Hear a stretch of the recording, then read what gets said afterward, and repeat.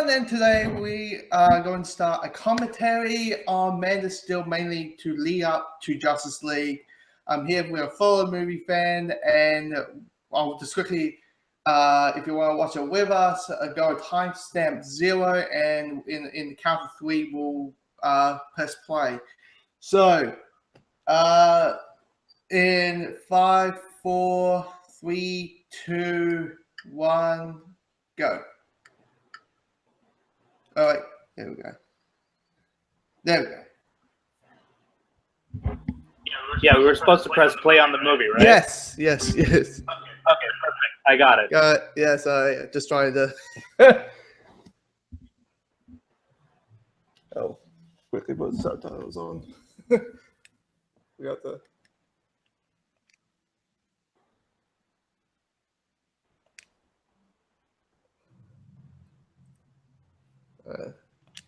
There we go. I don't know if I'm a fan of the DC Comics logo for this movie. No, the old one. Now it's just a singular circle with the word DC in it, and the new opening is probably more better than what we got here. It reminds me of the Marvel opening in a little bit. Yeah, from like before the MCU, and yeah. By the way, did you know that the woman who played Clark's biological mom, she's in the Daredevil Netflix series? I'm trying to say, oh, she's I forgot Wilson Fisk's girlfriend. Girlfriend, yes, I forgot the name. Was it Nessa or so? Yeah, it's Nessa. Yeah, and let's start this out saying, what a way to tell people this is not a movie to show your kids to, with the starting of a birth. Yeah, I mean, they did go pretty over the top with the whole like Jesus imagery. I mean, sort of secluded, birth of a little baby. Yeah. And I mean, the music is just like making it more epic than it really kind of should be in a way. Yeah. It's like, Superman has always been compared to Jesus and stuff like that, I mean, yeah, but the counter argument was always like, well, Superman was created by two, Jewish guys. So is it really like Jesus, or was it something else? Like what I heard, that they got pitched as Superman got pitched as like a science fiction version of Moses. So yeah, it's like I heard once in some superhero documentary once. And the first 15 minutes, I think everybody agrees, the first 15 minutes of Krypton is probably, the best parts of the movie. I mean, yeah, I can agree with that. Yeah. I mean, I feel like it's a little unnecessary, but it is really well done. Yeah. I mean, and also Russell Crowe as Jor-El is probably. Oh yeah, he was a really good choice. Very good choice, and it's very different than who's the guy who played Jor-El in the original Superman. Marlon Brando. Yeah, him, Marlon Brando. It's a really different take, really. Yeah, because previously, in that movie, it was simply you're the Jor-El, you're the cook. No one believes you, but this one, it's like, and I mean, with Marlon Brando's interpretation, it was like that was never the focus. Like he's there for probably like 5 minutes, and that's it. Yeah, 5 minutes. Sorry. But here it's like a good 15 to 20 minutes of Jor-El. Plus he shows up later in the film as well. So there was a lot more importance given to the character in Man of Steel versus the original Superman. Yeah. And this is when it is okay to retell the origin story. Like it's not hitting Spider-Man level where we have seen it twice in 10 years. So because it's only between 30 years. Yeah, and yeah. Like what I also like is that Jarrell. This is the first time we've seen a Jarrell who's like a little bit more of an active character. Yeah. Versus like a more passive character. Yeah. But I mean, personally, I wish they would have kind of skipped over this a little bit. On we get this all told to us again in pretty much in PowerPoint format, which feels kind of a little redundant considering that we've already seen it in the start. It's like at the beginning, it's like, yes, we just saw so I forgot to mention the relationship even between Zod and Joel is pretty good. Probably Michael Shannon's, it's Michael Shannon, what you expect, but yeah, it's like, that was like one of the like a little peeve for me. It's like, okay, you showed us this amazing, way to open the film, which is like really well done, good visual effects. Awesome music, awesome acting, but then you basically retell us the story in like, what is it, like 3 to 5 minutes. So you're just like, okay, if you could tell the origins, if you could tell that part of the story in 5 minutes, why do you need to tell it here in like 15 to 20 minutes? Or start the movie at the boat and show this like halfway through the movie. Yeah, that would have been like a totally innovative way to open it. You're just like, wait a minute, this is not feeling like a traditional Superman movie. That's because it isn't. No. And this one is clearly this movie is clearly trying to be the what if Superman was real movie. Clearly. Yeah, I mean, same like how Nolan did with Batman. It was like Batman was like, what if Batman was real? And even like apparently a lot of the camera work, like Snyder used a lot of handheld camera work, because he wanted to kind of sell this like documentary feel, to the film. And we'll probably keep saying this, but we all can agree that if you're a fan of Snyder or not, the visuals are always great. I mean, I mean, have you seen the short film yet? I did, yeah. Yeah, I mean, that's like what, 5 minutes, and it's like that's a good gripping 5 minutes just over the visuals. Yeah, I mean that's always been like a thing. Like even people who criticize Snyder are like, yeah, his visuals are great, but his storytelling isn't.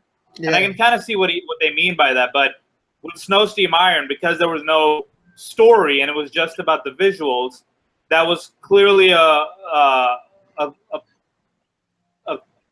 movie where he could shine, versus here where he needs to tell this sort of more complex, intricate story. It does suffer a little bit more. And there's a part of me that says like, Snyder, the next film I want you to just have zero dialogue and just tell a movie by visuals. That'd be.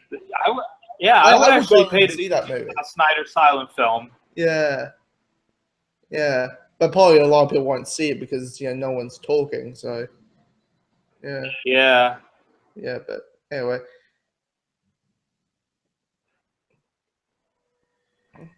the Codex. That's it.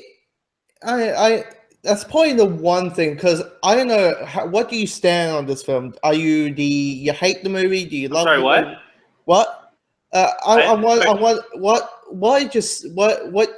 What your opinion on this movie? Do you love it? Do you hate it? Do you find it okay? What?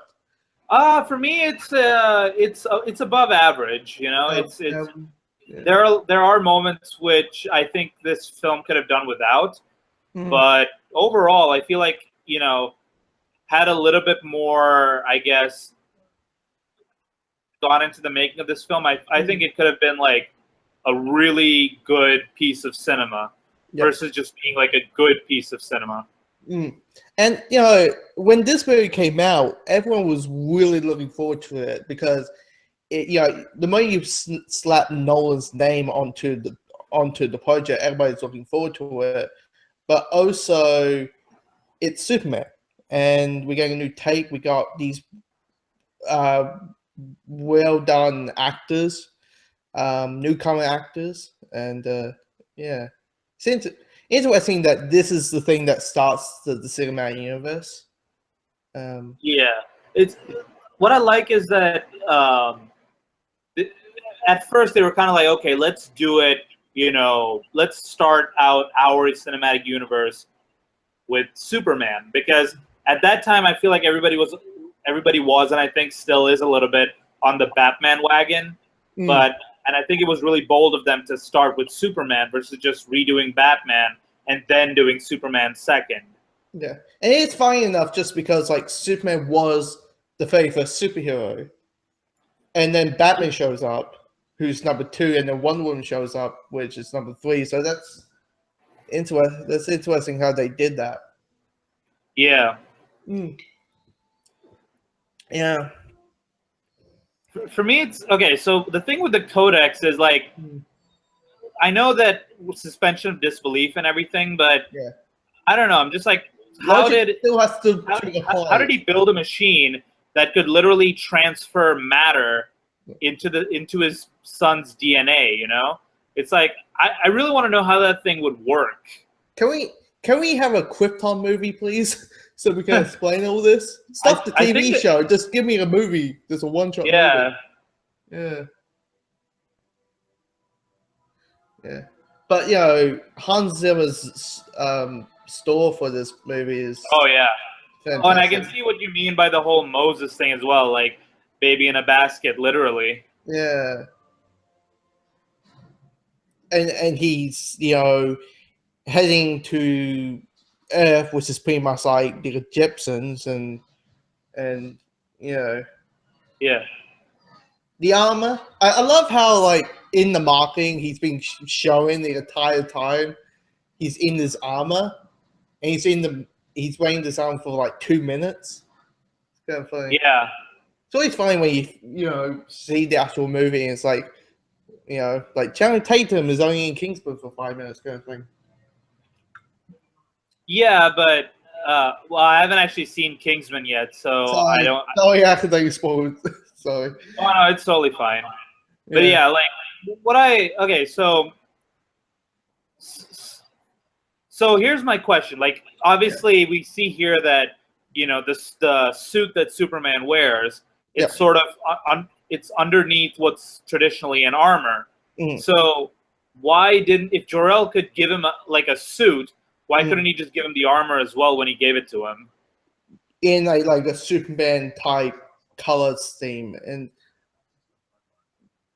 like I wouldn't mind if he wore the armor at the beginning of the movie, and slowly he takes it off and he reveals the more classic Superman outfit. But yeah, that would have been cool. Yeah. And also we got Goya on the script, which is yeah. I mean, he did help. He did write Batman Begins, so that's.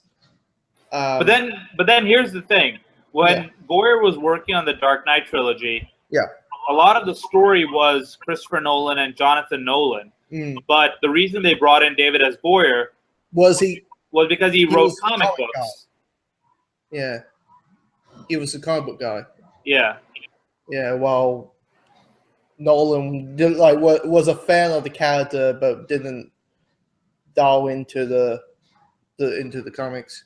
Yeah, like actually, when they were making Batman Begins, Nolan initially did not even want to have a Batmobile, but because Goyer was like, "You can't do Batman without a Batmobile," Nolan was like, "Okay, fine, we'll do a Batmobile."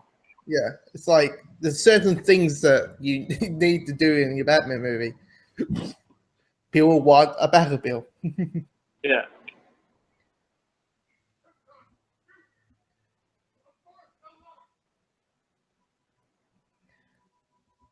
Yeah. Of course, like halfway through, we'll probably talk about all the criticisms that this movie faces. Mostly, it happens like after Clark becomes Superman, but yeah, I just realized something actually that I haven't realized before. It's like, okay, so Superman is like the first natural birth on Krypton in like, God knows how long. Yeah. So obviously, Jor-El and Zod are like artificially born to fulfill certain roles in society, right? Yeah. So it's like, so then how is Jor-El, a guy who was literally from birth programmed to be a scientist, how is he like beating up all these guys who are trained to be soldiers all their lives? Like, no, so I was thinking like maybe he got first trained as a soldier but became a scientist. Maybe I don't know really. Yeah, but then if it's like artificial birth, where the genetic code is programmed to follow a certain sort of path. Like if you're programmed to be a scientist, why would you first be trained as a soldier and then turn into a scientist? Yeah, I try to make sense of it, but it's like, maybe I think it's one of those things. At this like the first 15 minutes, you just hit the point of like, look at the visuals. This looks amazing. Versus like, oh yeah, these little like how this, how that. But it's like, yeah, it's like you're kind of like wondering like, this doesn't make sense. Oh wait, great visual. Yeah. And we're slowly becoming we're starting to. We're going to get Zod's catchphrase right now that he's going to say like 10 times out through this one scene.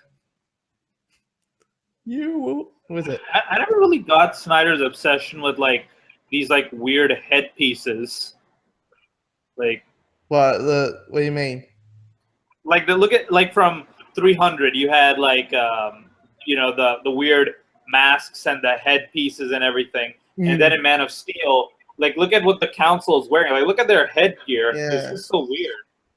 Yeah, like I think I haven't saw this for a while, but I heard like Snyder wants this world to be alien versus like a super sci-fi advanced version of Earth, and and in a way they kind of do look like it looks alien and. Oh, there we go. I will find him. I will find him. The catchphrase. What?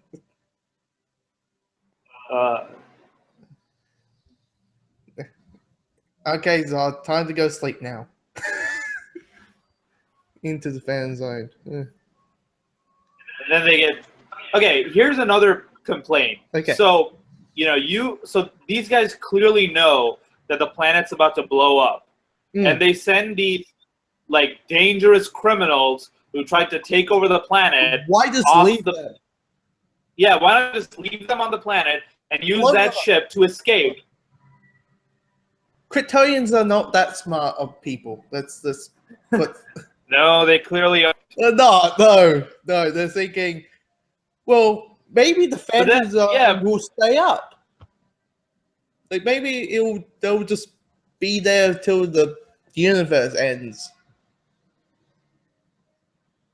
I mean, considering the Phantom Zone is like a whole different dimension, like it would probably just stay there after Krypton's gone. Yeah.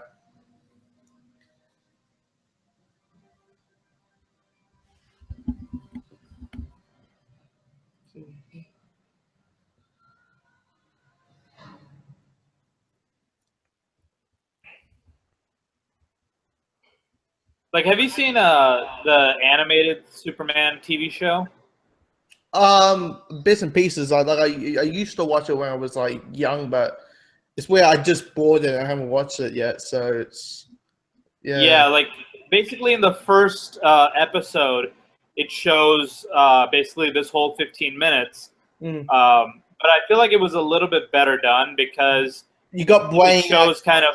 Yeah, I try to remember. Yeah, it also showed like the family life a little bit more as well. Like you could actually see like Jor-El like interacting with his son. Like if he's hard day at work, but seeing his son puts a smile on his face, kind of thing. Like I feel like it was a little too cold, their interaction with their son in Man of Steel. Yeah, I like how they deal with the destruction versus like it's a more peaceful, a more quiet way to show Krypton is exploding versus seeing everyone falling to their deaths or something along those lines. Yeah, it was a very it was a very quiet moment. Right, yeah. I was going to make a Daredevil joke, but I wasn't going to. Like, off to hell kitchen you go. Anyway. Anyway.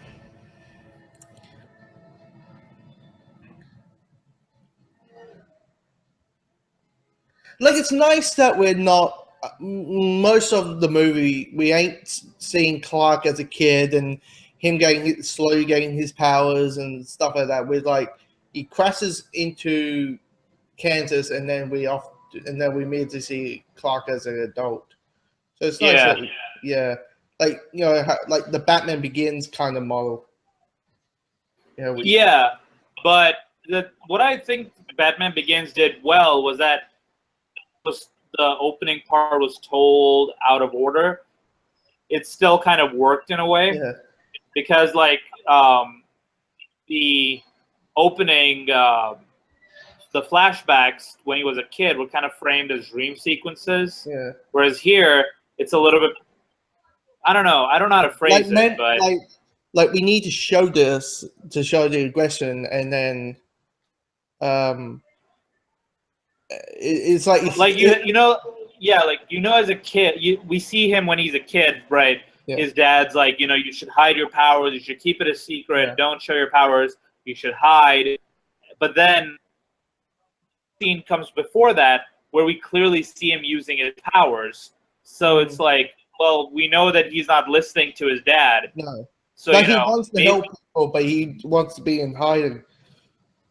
But in a world today, it's impossible to keep this stuff a secret. Right. Yeah. Like, oh, there's a guy on flames and he's not burning. Like, it's like, that's something that's going to hear online easily. But I like how his pants seem to be fireproof. Yes. It's like the Hulk. He goes tall, but his pants still stay on. Oh yeah, his pants are totally stretch proof. And that's probably like the final Marvel reference we'll ever get. Wherever you not, because we don't want to pee off the two fan bases. What are your opinion on Henry Cavill in this movie? On what? On Henry Cavill in this movie. I think he was a really good choice to play Superman. Yeah. Like, I think he's got the look, he's got the charisma, he's got everything. He's got everything he needs to play Superman well. I mean, but it's just that I feel that the material isn't up to his standard in a way. Yeah. Like, physically, he looks like Superman. That's that Superman in the suit, out of the suit, whatever. And him as Clark, I think Aquaman is going to show up. But I think I really enjoy him as Clark. It's a different type of Clark. It's a more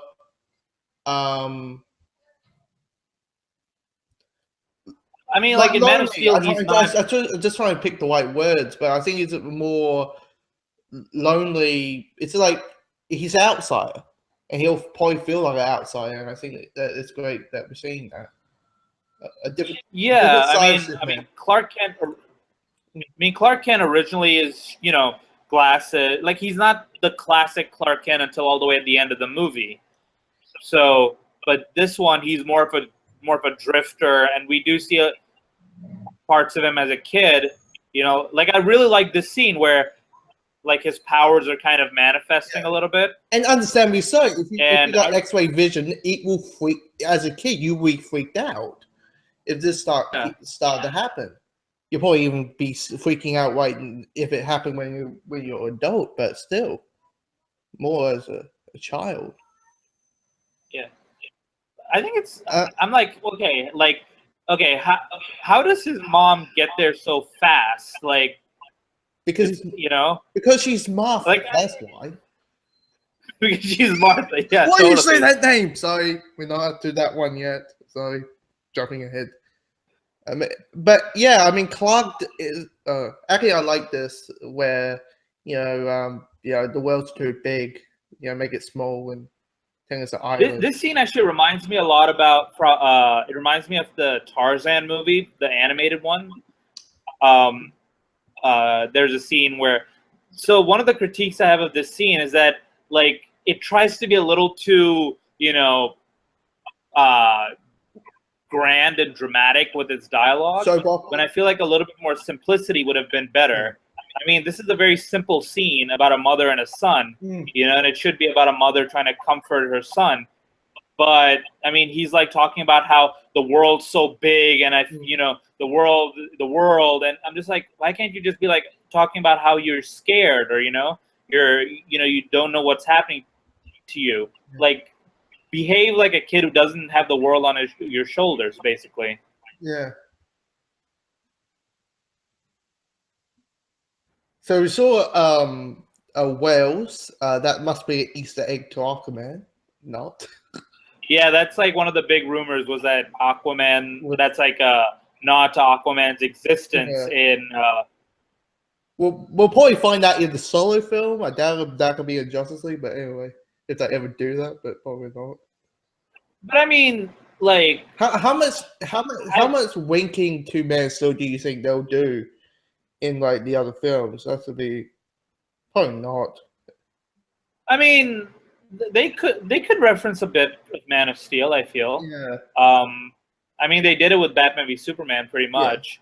Yeah. Like the world engine, the ship, everything. Yeah. Also, like what I like is that this little town that he's in could very well be, that little place where Aquaman grew up. I forgot the name. Yeah, yeah. Like if they had shown maybe like a lighthouse or something, you're like, oh wait, it's Aquaman's lighthouse. Yeah, I keep. Don't worry. I keep forgetting how to announce the Wonder Woman's island. I was like, sorry, how do you announce the name? Anyway, yeah, still or something. Like this bus scene is really good. Yeah. Yeah. But I feel like again, there's a lot of like editing choices that are like out of place. Yeah, you shake the camera. Like it cuts to like that shot of the stop sign coming out. I'm like, that felt so funny that versus being, dramatic. Yeah. Yeah. Plus, I'm amazed that the bus didn't quickly overflow when Clark opened the door. Yeah. I'm like, Clark, the moment you kick that door open, fly open, you're going to easily make all these kids drown even quicker. But anyway. Like I've actually, I made a YouTube video where I talked about if I could have done Man of Steel, how I would have done it, and like the scene, I would have kind of blended this scene along with the one where Clark learns about his powers. Yeah. So. And that's supposed to be Lana Lang, if I'm hearing about. Lana Lang. If from Smallville, what my understanding is, and Superman 3. But let's forget about those films. So wait, the bully got pulled out, but literally no one else got pulled out? Like he was the only one who flew out of the bus or something? Yeah. It's like there's like it's like this movie, what it's kind of interesting about it is that there are a few big problems, but there are also like these tiny little nitpicks that are so obvious. Yeah. That it's just like it just gets a little. It is a good movie. It is a really consummate movie. It's probably the best Zack Snyder film that Snyder has ever made. But there's these little things that you just. Well shot, like the filmmaking on show is really good. Yeah, I mean this scene, with Jonathan saying like maybe you didn't have to help all these people, save all those kids. That got a lot of controversy about that, but it's like I mean, I can get the controversy, like, but I can also kind of see both sides to it. Yeah. Basically, the people who didn't like it are like, how could, like, a good man like Jonathan Kent, tell his son not to help people. But then you also kind of got to be like, well, he's not telling him not to help people. He's, he doesn't know what to say to Clark because he's never had to deal with that. It's like help. So it's like, can you help without your powers? It's pretty much in a way.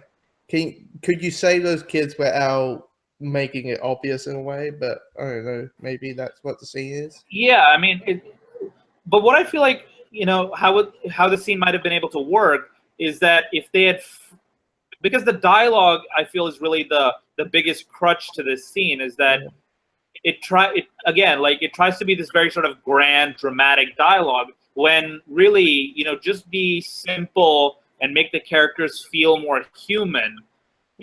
Just have him be like, I don't know what to do, what to think about all this. The things you can do, I don't know what to think about it. Yeah.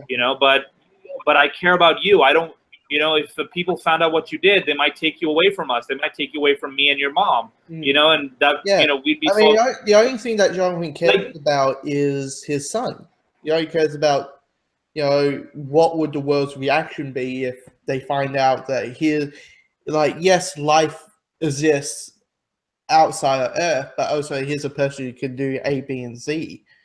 And I mean, and also again, I feel like the way Snyder gets his actors to kind of read their lines is that they just feel so cold. Feel probably kind of for a lot of people subconsciously didn't really translate well because it's like they're not talking like father and son, they're talking more like teacher and student, and it doesn't feel you don't feel that connection between them. Yeah, it's like Snyder. This isn't Batman or Robin. This is father and son. So yeah, in a way, because there's a kind of teacher student kind of thing with those two characters. Yeah.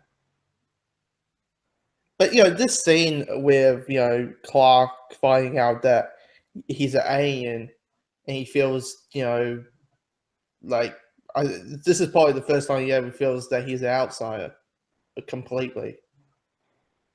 I mean, like, or you think it's the classroom? Yeah, like I feel like when his powers first came, and he was a lot, because this actor is clearly a lot older than the one who ran into the closet. I feel like that would have been the time when he started feeling like an outsider. I mean, if you look at the bus scene, or you're more of an outsider now. You're more of an outsider. Yeah, now you realize that it's not just like him being like. At first, it was like, oh, am I a freak? But now it's like, no, I'm a freak. I'm not even human. No. People can't even punch me. When they punch me, they get broken hands. Yeah. Yeah.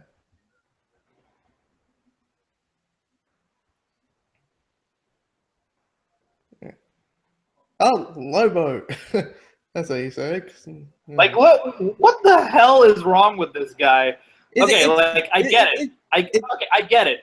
Clark, you don't want to show your powers, but you have a good foot on this guy. Like, you can beat him up without showing your powers. I mean, come on. You could easily pull him out of the bar. Yeah. Like, literally just grab him and toss him out. Like, nobody would believe that. No one's not. Like, people would believe that you could do that because you're taller than the guy. You're more well-built than the guy. Yeah, and no one's going to question it because you're, in a way, the bouncer, but also being a waiter at the bar. Yeah, no one's going to question it. Like, okay, like, but then what he does next is just like, okay, so you trash the guy's truck. Like, way to, like, put a neon sign above your head saying, hey, look at me, I can do this. I mean, yes, the truck scene, I do get a bit of a giggle out of it, but I mean, because it is kind of funny to see, like, Superman, like, trash someone's car. But it is one of those things where it's like, Clark, just push him out of the bar and tell him to get out, and that's it. Probably the first. Yeah, like. Sorry. Okay, now here's where I think it takes like a little bit of a this is the part where I think it takes a real dip. Yeah, the first with Lois Lane's introduction, because I don't know, I'm really not a fan of Amy Adams' interpretation of the character. I just feel like, do you like her I just feel performance or the character in general? I don't like her performance. Well, I don't know. I feel like it's a little bit of both, because I do feel that Amy Adams is a really talented actress, but I do think that after when she finally meets Superman, she becomes this very sort of misty-eyed, gaga kind of who's always fawning over Superman. Whereas Lois Lane is supposed to be this very sort of tough, hard-nosed character, like what you see here. Yeah. But then after a while, she's so soft-spoken. She's so quiet. She's so she always looks like she's about to cry, and it just becomes a little, and it's just this is not Lois Lane. Yeah. Also, I won't lie, the line about measuring dicks, it felt a bit okay. That came out of nowhere. Yeah, it felt a little overkill. Yeah. It's that's how we're going to show that she's tough, is her, telling the, doing a... Yeah, it's because then she acts so non-tough throughout the rest of the film. Yeah. And they're like, oh, but wait, remember she said if you're done measuring dicks, that she's tough. Look at that, she's tough. But in reality, no, she's not. Yeah. I mean, yes, you can look at something was it Mario Kidder from the original Superman films, or Terry Hatcher, and appare this to this version. But I mean, when I watched it for the first time, which is 5 years ago. God, I'm old now. But I really I enjoyed it and all that kind of stuff. But watching it right now, I'm like, you know what? This is an okay Lois Lane. Yeah, I mean, okay, fine. I can give it that. It's not the worst Lois Lane that they could have done, but I guess it's just they could have done it so much better. Yeah, it's kind of the biggest complaint. And I will say this: when it comes to Batman v Superman, her role in that film is such. She could get cut out of the film completely, and the film wouldn't change. It's just It's one of those things, because it's Superman, you need to have Lois Lane in it, and it's and they were really trying to find ways to make her useful in that movie. Yeah, even the Ultimate Cut, which I think is a better version of that movie, she's just there to, analyze a bullet, and it just doesn't really click well. Yeah. Also, that product placement with the Nikon camera, I'm sorry, but I have a DSLR, and there's no way that it could have picked out a man walking miles away on that screen. I'm sorry, but that is just that must be some Wayne technology or something. It was Nikon. It was clear product placement. Yeah, it's like, did the Flash took that photo for you? Who did that? Yeah, jeez. Yeah.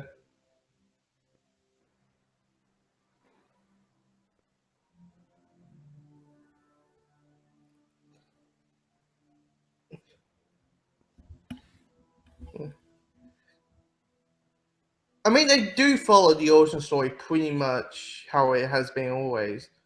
It's nothing that different to the point. It's not like, you see Joel with a Hulu dress or something. You just, that actually would be kind of funny to see, but it would. Yeah, it's the same, and this robot. There's a part of me that believes the robot could just be cut in the time movie, because there's no need for it. Yeah. I get if you want a security system thing, but it's just probably it wasn't really needed. And of course, Lois gets saved 1,000 times in this movie, so. Yeah, actually, I counted like between this movie and Batman v Superman. Yeah. Lois got saved, I think, like 7 times. Jeez. Yeah, between those two movies. There should be a drinking game. How many times that Lois Superman saves Lois? Oh my god! Like there should be a drinking game, like for how many times Lois gets saved and how many times they mention the world, because it's like because me and my friends one time we had a drinking game with the Matrix, basically the Matrix trilogy. Basically every time they said either choice or purpose. But with this movie, it's like every time they say the world, you take a drink, because they constantly bring up the whole you've got the world on your shoulders, the world is your burden kind of bullshit constantly. Oh, there's an open pod. That means it's Supergirl. In that little prequel thing. I'm sorry, but if that thing did that, yeah, I wouldn't stand there. No, I would actually try to get away. I wouldn't even take a picture. I would just like, okay, weird looking robot. I'm just going to walk away and pretend it doesn't attack me. I hope it doesn't attack me. So, yeah.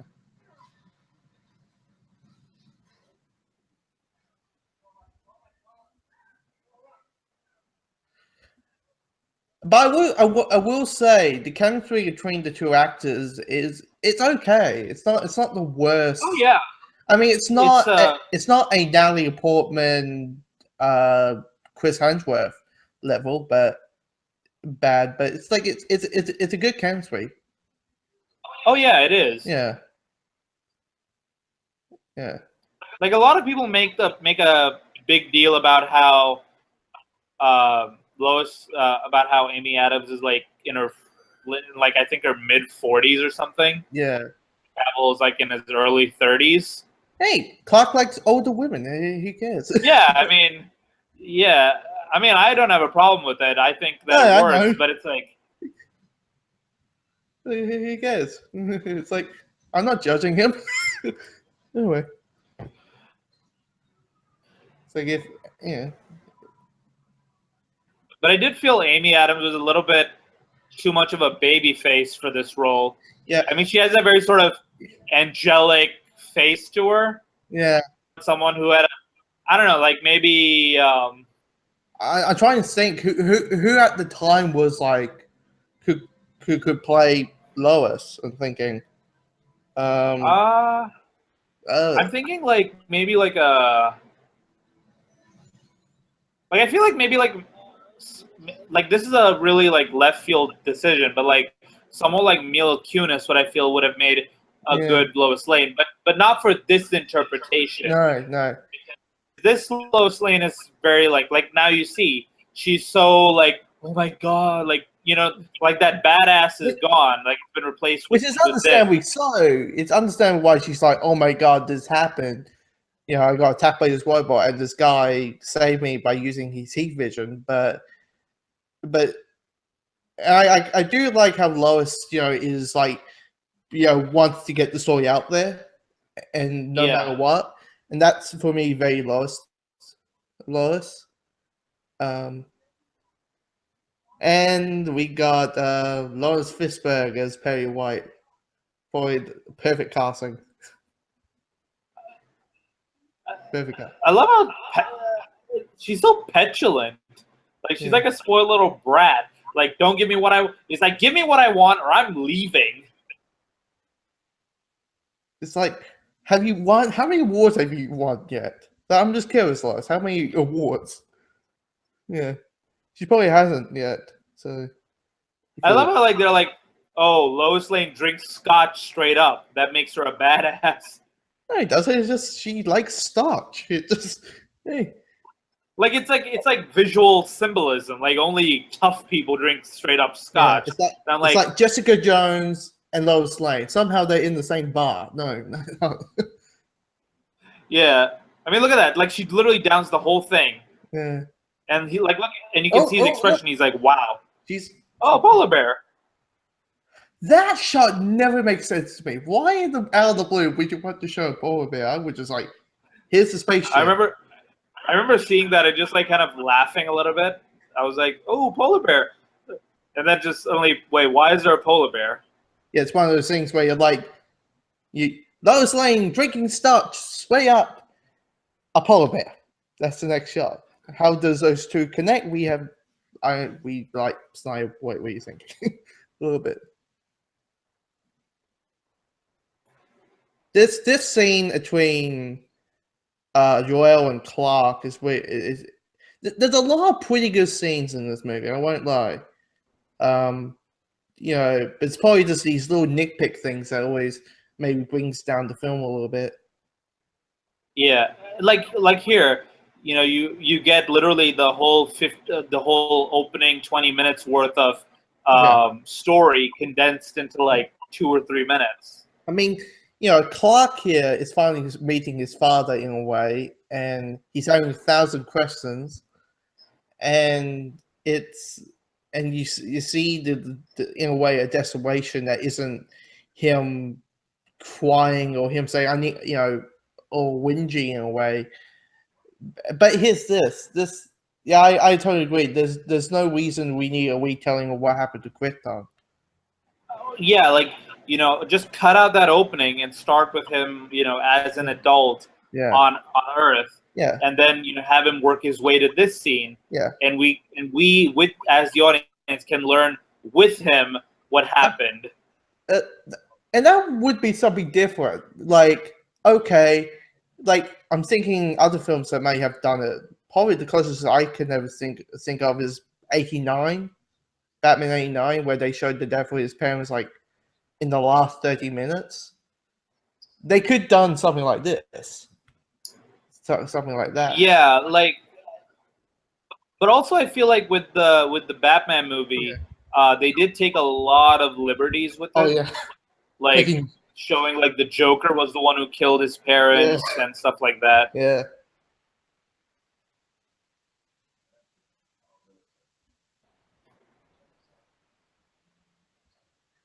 Yeah, General Zod only wants everyone to basically. Are you upset that in this film he never said kneel before you or kneel? No. No, because that was never his. That was never his.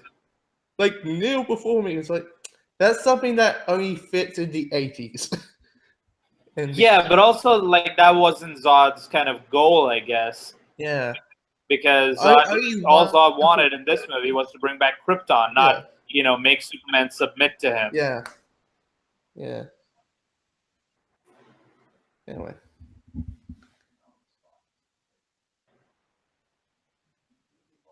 There is a lot of like quotable lines that you can use in everyday life about like with Joel speaking about, you know, what if the child became something more than a society attended or something. Yeah. Yeah, it's like that. I mean, in the like trailer, Alfred, they have that like. It's like Alfred doing his speeches. Yeah, it is in a way. Yeah. Yeah.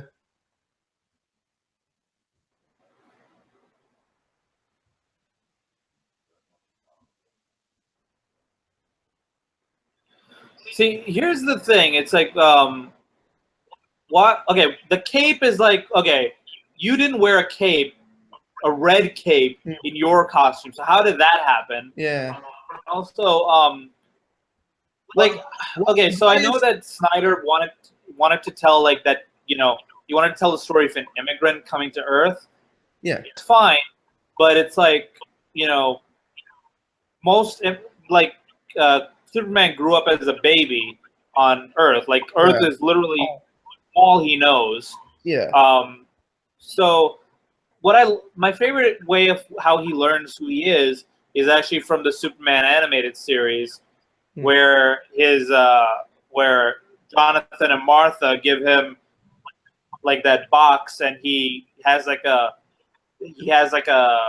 hologram vision of his parents telling him everything, and that actually going out and looking for it. he finds it in the spaceship that brought him to Earth. Like I felt that was a better way to do it in a way. Yeah. I'm curious. This probably is the first time they ever said the words. His powers are powered by the yellow sun. I think that's the first time they've ever done that in a movie. I think so. Yeah. Yeah. Yeah. I love that little bit of chest hair like sticking out. Yeah. It's like, Henry, you may want to wax that for a bit. It's like, no. Also, I love that this scene is epic. Like, I love that they start off with him jumping, because can leap tall buildings in a single bound kind of thing. Because if you guys didn't, if people didn't know, in the first, I don't know, 10 years, Superman didn't fly; he just bounced it. Yeah, it was still the 50s show. They said, like, does Superman really need to bounce? Can he just fly? And then DC at the time was like, sure. And now he flies now. Yeah. Things also, were so simple now back then. Yeah. Also, like, I feel like people who complain that Cavill Superman doesn't smile, we should show them this scene, because he clearly is. Yeah, he's smiling. He's smiling. Like, this is like the perfect little piece of Superman that everyone can love. Yeah. Yeah. Maybe the color tone could be a little bit brighter because it is Superman, and I guess, yeah, but that's like, but then, and when it comes to Batman and Superman, maybe keep this because you may want a little bit like, but in when we're in Choppers, it's brighter. When we're in Gotham, it's darker. This scene always gives me goosebumps, no matter what. Yeah. With great music and look, he's smiling, guys. Remember. And he's like all the way in Africa now. He's Africa. He's passed through some zebras and.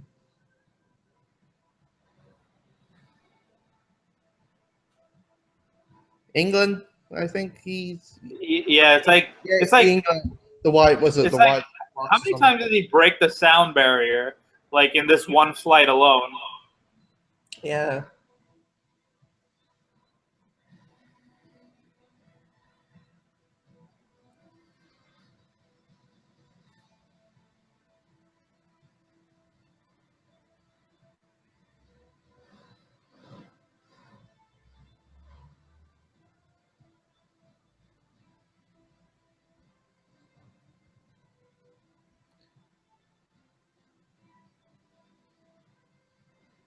And of course, you need the shot of Superman going around the world.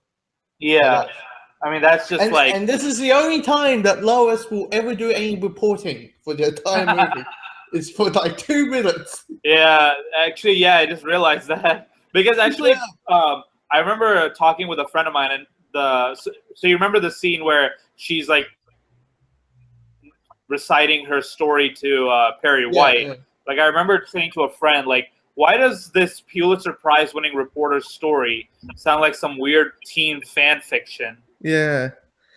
It's like, Lois, are you sure you're not writing the alien version of Twilight? Because this sounds a little bit hokey. No one wants to see 50 Shades of Alien. No one. No one wants to see 50 Shades of Ass. Oh, dear. Now I'm just thinking someone in now, now I'm just thinking someone's going to write that idea. It's like, we'll see Lois and Clark doing bondage. It'll be like, no, stop. Yeah, no. With Wonder Woman's lasso, I'll be like, no, just stop.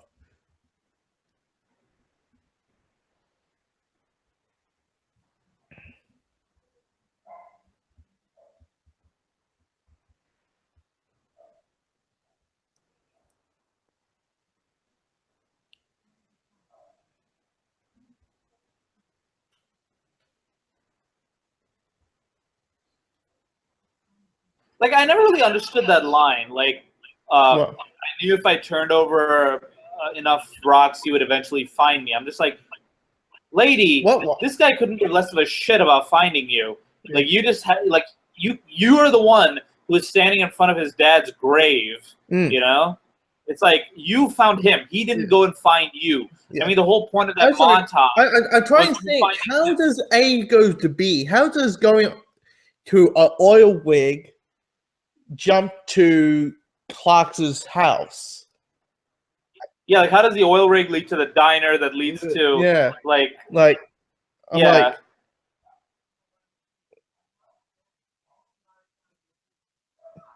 why did you say that name?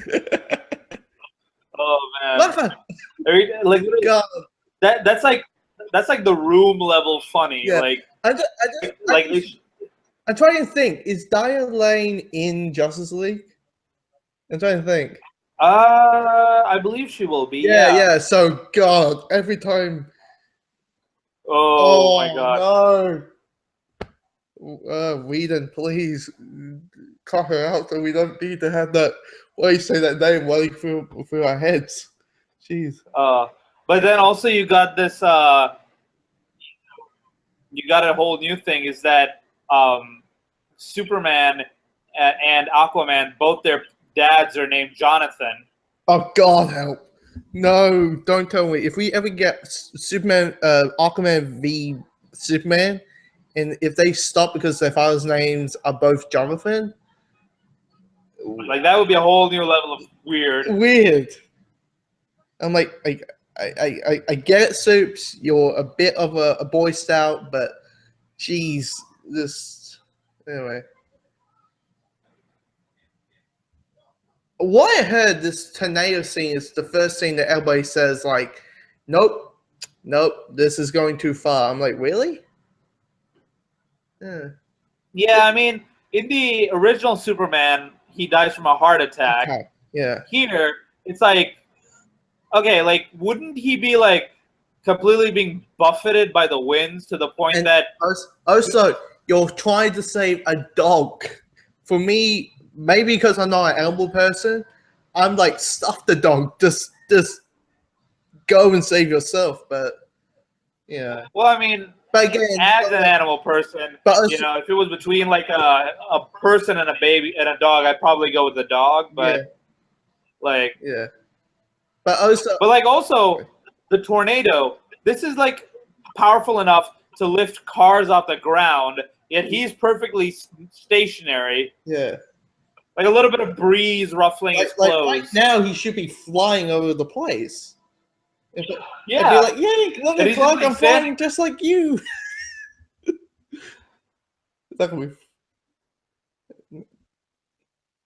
And this thing everybody says, like, why Clark should just go and save Jonathan? You know, why didn't he do anything? It's like because he wanted to.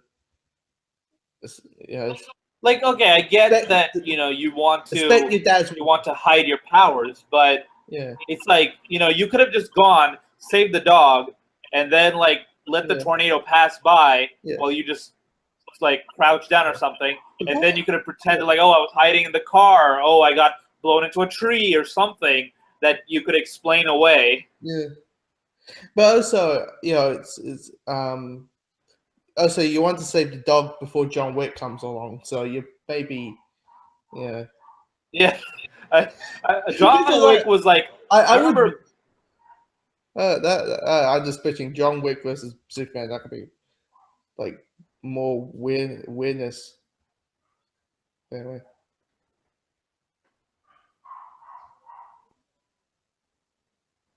Here's more Lois Lane just saying, if I don't get my story told, I'm leaving. I'm like, you know, he can just fire you, right? If you keep acting like this. But look, like here again, like he's being so like grand and dramatic about his dialogue. Yeah.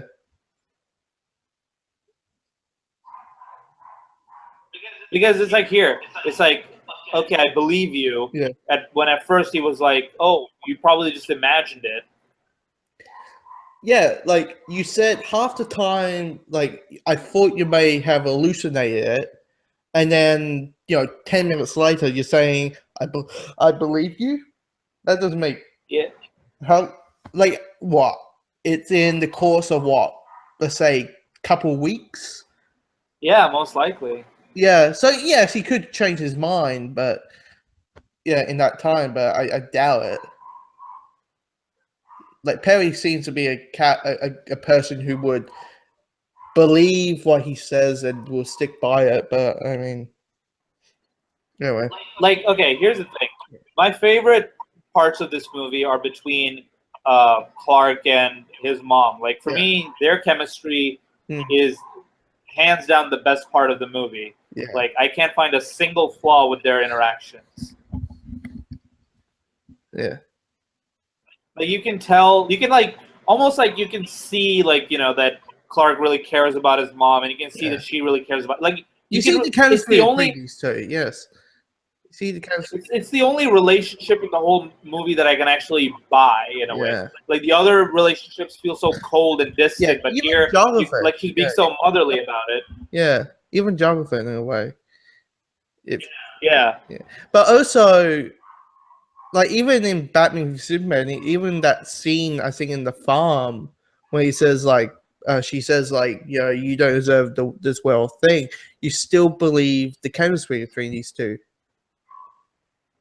Yeah, like, because, again, I think that's really down to Diane Lane's acting. Like, because, you know, because she, yeah, like, with Henry Cavill and his dad, like, there in this movie there are not many interactions, and and while Henry Cavill is being very sort of, you know, animated in his acting, Kevin Costner is just like so bland with his acting.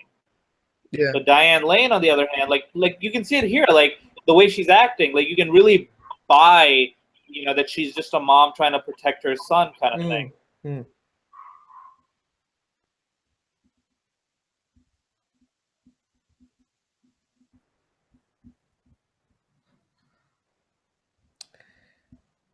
And this is when, let's say, the main plot comes along, where, you know, Zod comes along trying to make Krypton, Earth into Krypton, and I love how there's like a little sign behind them that says classified. Oh, it's a bit of like, it's a little bit like, really? Of course it's classified. You're the Pentagon, everything's classified. Jeez. You're the government.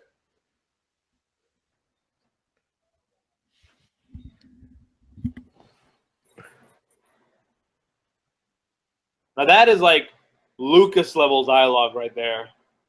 Well, what dialogue? That whoever's at the helm of that thing is looking to make a dramatic entrance. I'm just like, that just sounds so corny. Who knew Lucas may work the SWIP without a bit of that SWIP? Like, you know, next thing we'll see a scene with Lois says, "I hate sand." It goes everywhere. Oh God. God. Yeah, it's just like now in my head is thinking, like, I better do all the Star Wars after this. Oh. And I love how everybody can see the spaceship in space. But then they're watching it on TV. No, but here, like, they're looking at it, like how do they see it? Like, obviously, yeah, it looks like a star, but it's like, and you're seeing it on TV. But how did Martha see the ship and get so like freaked out by it? Yeah. But also, how does the whole world see this one thing? Like, half the day, it would be like day for half of the world. So, yeah, exactly. Yeah, so you had to watch it on the news. Yeah, like people in like Australia just be like kicking back and like enjoying the sun while we'll have our beers and we'll have our beers and have our swimps and while this alien thing is happening. Yeah. It's like, so just lay down and then, you know, have a beer before you know, save the world. This was a viral video. Okay, look, China. It's nighttime in China. It should be daytime. Yeah. Like, this was a viral video, as I remember. This, "You are not alone." Yeah, like it was part of the marketing, if I'm not mistaken. I think I'm trying to think if they did anything else for the marketing. No, they only did like trailers. This is probably the only thing. I'm trying to remember.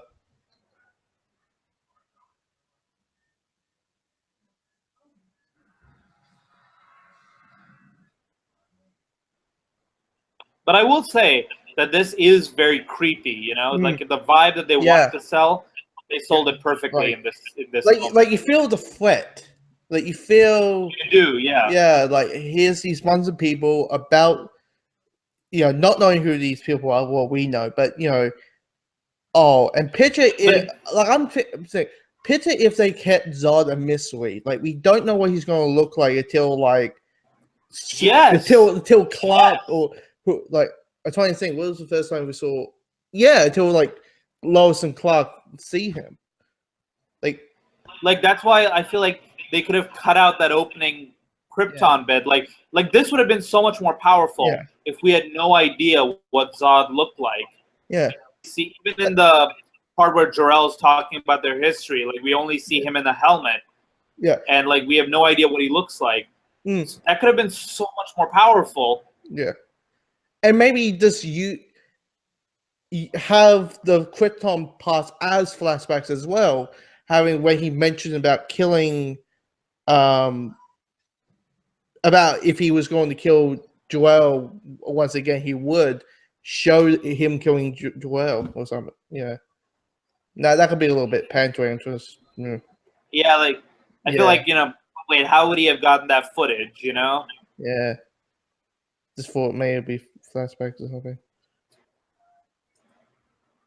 And that guy looks a little bit like Bruce Timm in a way. Anyway, the guy on the TV.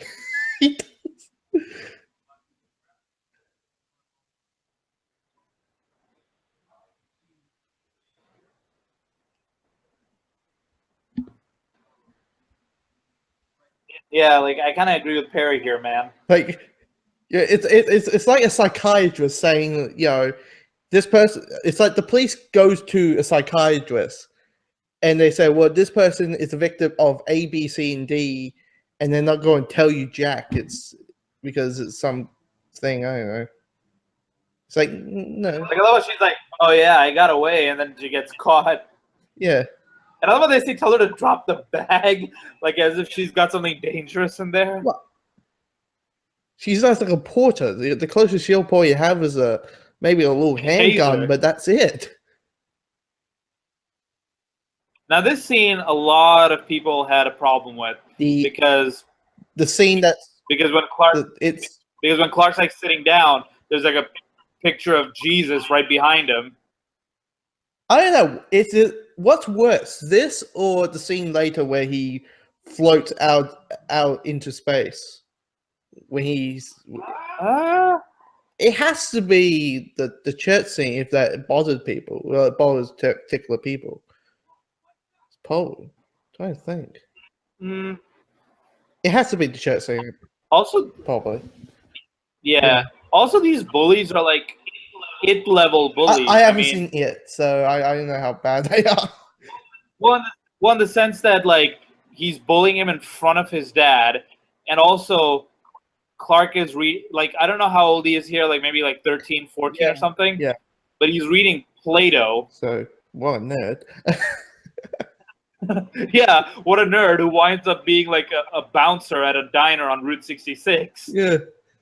Yeah.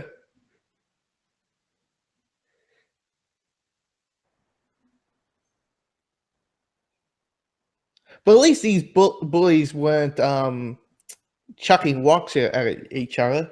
That's Oh. But I haven't seen it, but I have actually no, I have seen the mini series, so I know what the yes, the rock fight. Yeah. So yeah, Jonathan is pretty much the alpha of this movie, of him speechifying most of this movie. Yeah, that's weird as that. Have like Michael Caine. Yeah, like he just feels so like the Tatooine or something. Yeah. Yeah, some people want like to watch the world burn. I like this. Like you get, like he's like gulping. He's Yeah, like, I love oh shit. I love the priest's reaction. I also do. Yeah, I like do like the idea of in like Batman v Superman of if you're a person with these beliefs, and then you find out that aliens exist, what would that kind of question? Does it question you a bit with the false god moment? Yeah, yeah, it does in a way. yeah. But also, it's like no one.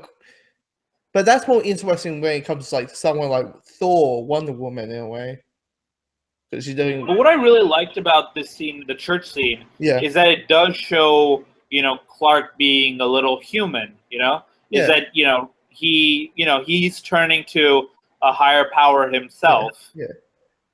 It's trying to do the whole thing of yes, he's an alien. Yes, he has these abilities. Like right now, the army is pointing at him while he's floating in the sky, which is going to have very Superman type dialogue. But he's still human in a way. Yeah. Yeah.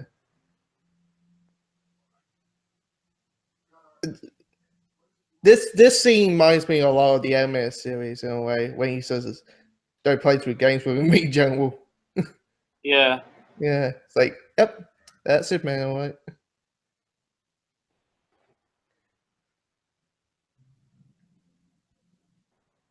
Superman handcuffs.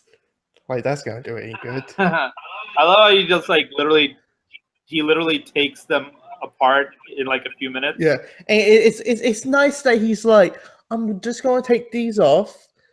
Take these. Like I love how he's like, them. yeah, he's like, okay, I'll let them handcuff me so they feel more secure. But the minute they start giving him shit, he breaks them. Yeah.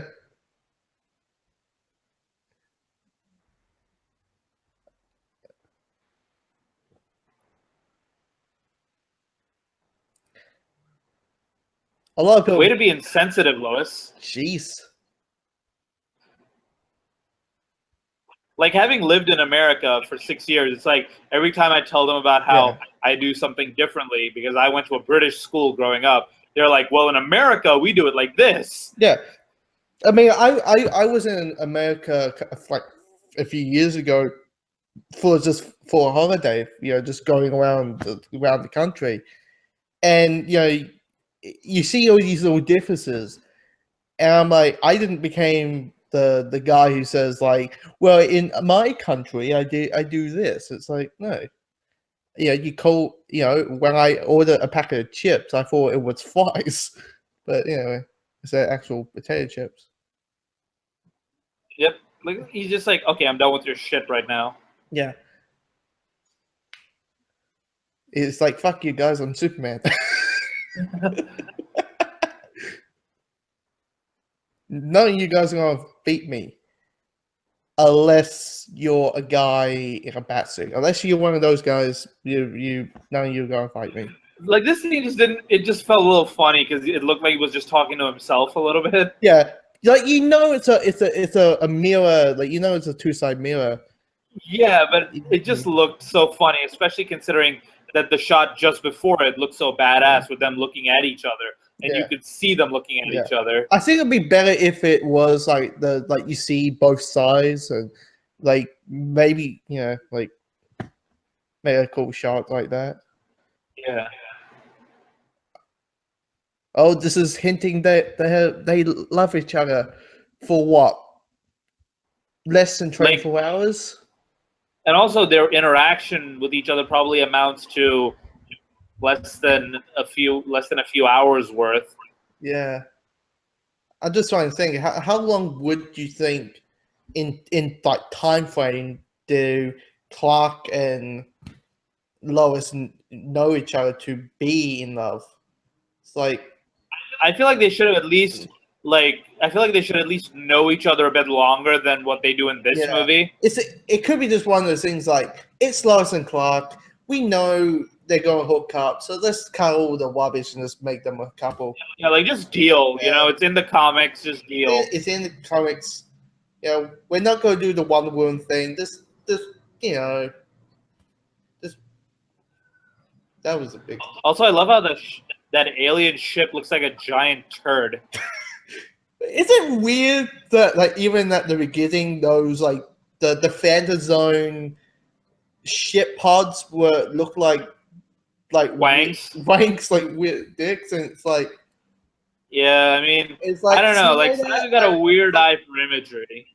it's like okay, Snyder, you did Watchmen that had a new naked a naked blue dude for like half of that movie, and you got this. Are you telling us something that you don't want to tell the world?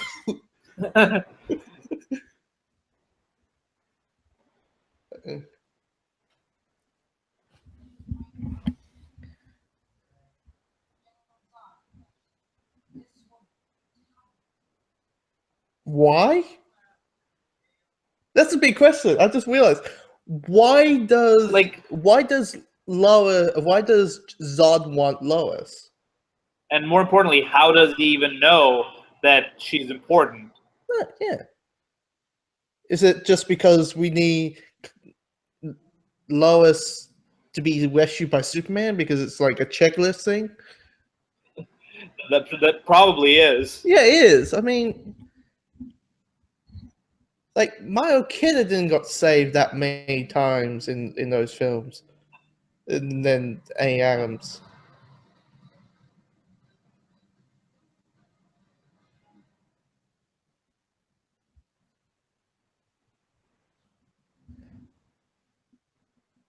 I love how she's literally like holding her palm out so we can see what it is he gave her.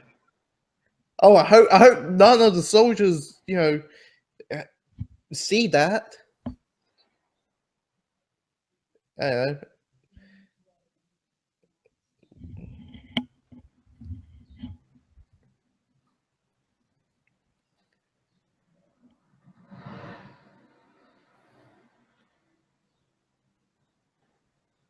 I always thought the moment they mentioned a shared universe, I wanted that to be the Watchtower. Zod ship. That would be pretty cool. Yeah. It's like, oh, logically. Yeah. But that gets spoiled about, I don't know, in like 40 minutes. But what I do like is that we see Zod like being very sort of courteous and very sort of polite. He's one kind of lulling you into. He's one of us. He's in a way. He's one of us, but he's also an alien to our ways. So let's cut him some slack. Yeah, like I do like that he's not just like a one-note villain who's like shouting and screaming all the time. Yeah, yeah. I mean, you understand Zod's motives is he wants, the home that it's the Magneto plot pretty much. Yeah. Yeah, which is never a bad thing, but it's like, it's like he wants Krypton to live again, and in a way, it's him killing all of humanity. Yeah, also I like that.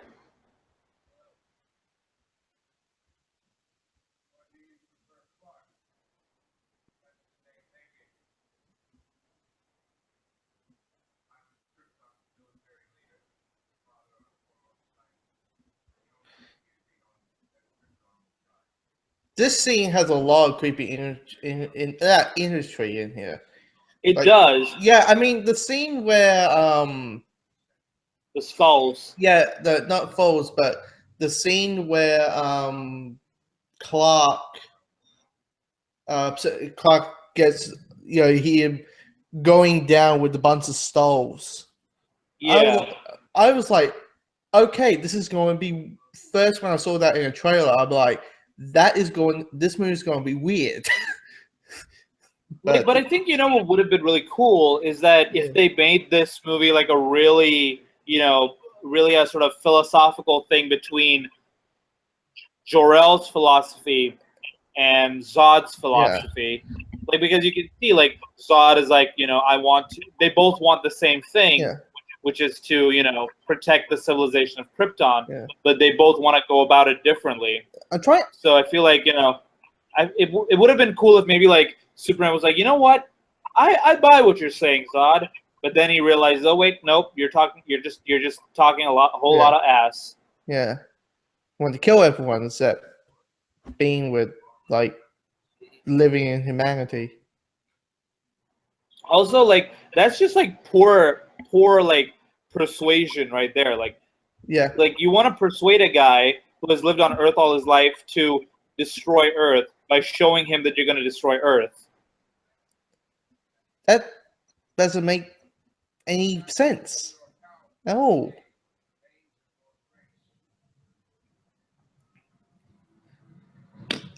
So,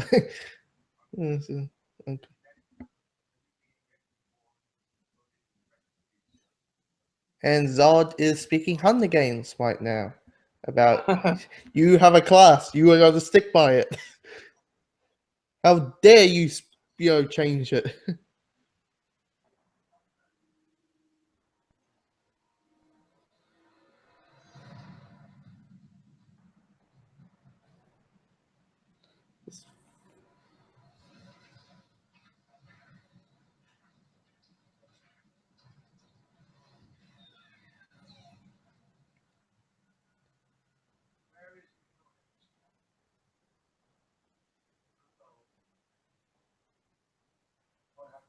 Yeah, this moment is like, that is pretty creepy. Creepy. It is like Superman standing on the bunch of Star Wars, but it's once again Snyder's very good with visual imagery. So, but I'm like, okay, so you can read his mind, you can like figure out like what his Earth name is, but you can't seem to figure out where the codex is. Yeah. Like, couldn't you just read his mind to try and find the codex?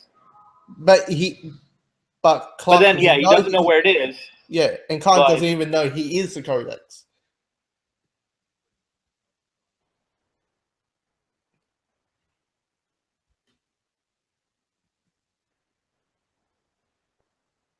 Like this moment, while he's talking about I killed Zod. Sorry, I killed Zod.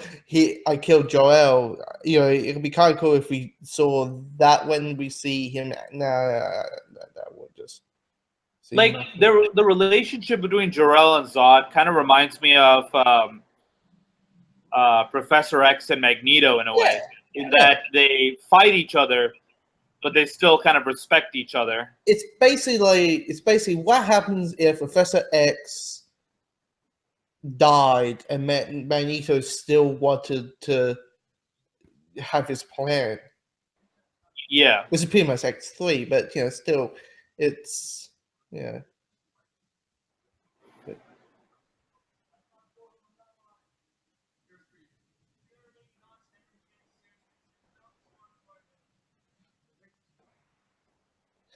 You know how I'm an evil scientist? I have like a German British accent.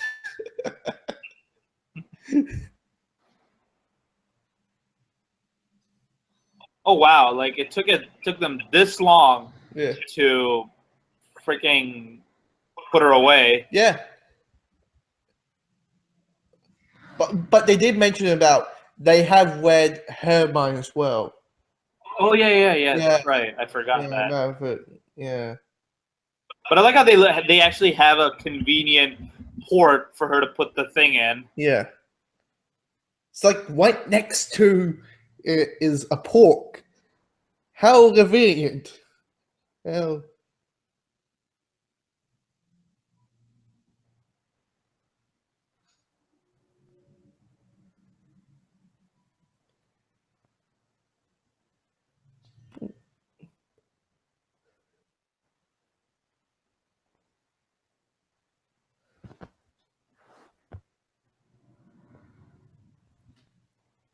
And how does he know Lois's name? He's a computer program. But also, picture this. You're Lois Lane, you put this key in, you turn around, and here's some dude looking at you, knowing your name. That's like some Jason Voorhees level. Yeah, that would spook the shit out of me. It's like, I'm okay, you gladiator. You go away now. You know what would have been really funny is that after Jor-El kicks Zod's ass, he basically just goes like, "Are you not entertained?" Oh, that'll be fun.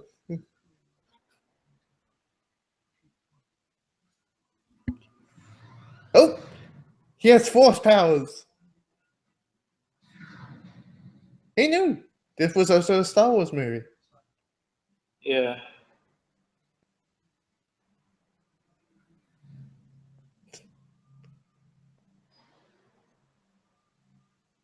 I love his expression right here. He's just like, "Oh yeah, come on, man."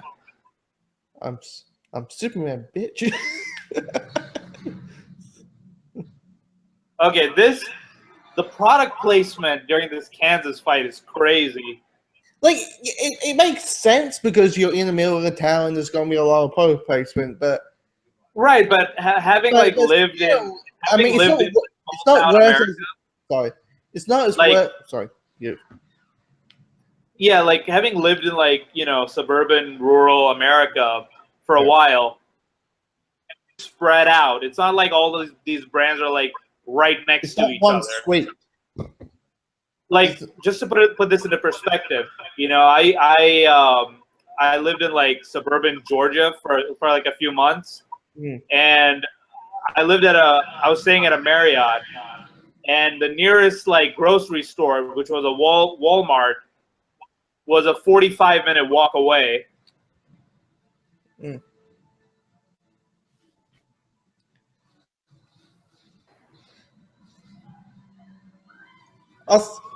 Us, the winning actress, and one who's screaming carelessly.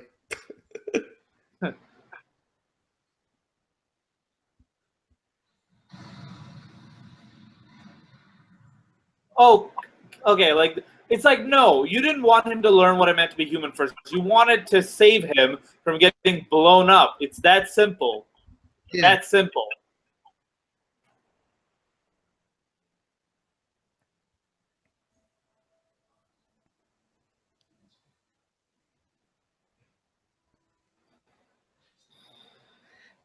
And this thing is basically screaming, "I'm Super Jesus." And in the way Batman and Superman, yes. In Justice League, yes. He's in a way Super Jesus. How he dies and he's gonna come back. I love how like she's even screaming so daintily. Again, Oscar winning actress. Wait, is she Oscar winning actress, or has she just got nominated? I think she has one.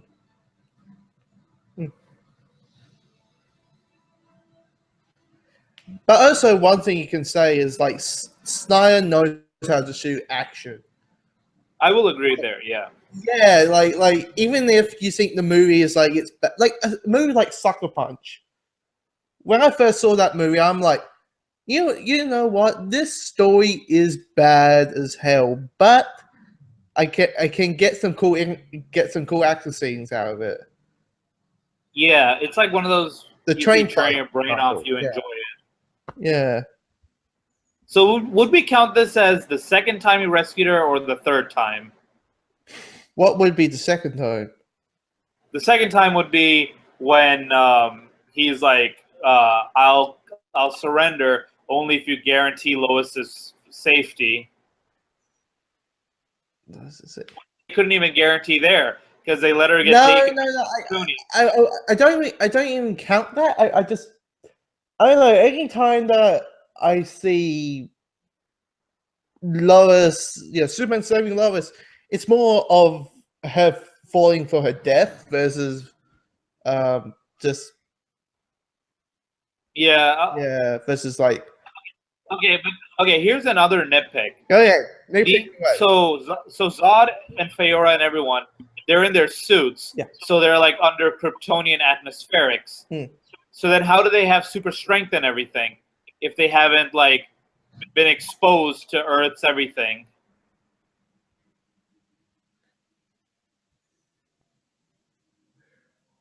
Like, how does she do this? Yeah. Was it Phenomena? Just open the door. You didn't need to crash through the the barn. Jeez. Like, okay, hole number 2 right there. Yeah. Plot hole number 2. Yes, there's a hole in the barn. Of course there's a plot hole. Yeah, it's for anyway.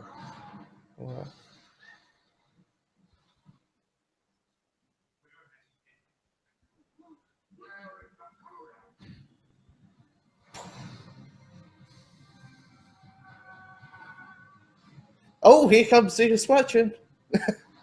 Yeah. Oh. You know what would have been really cool here? What? If he had said, "You think you can frighten Martha?" Martha!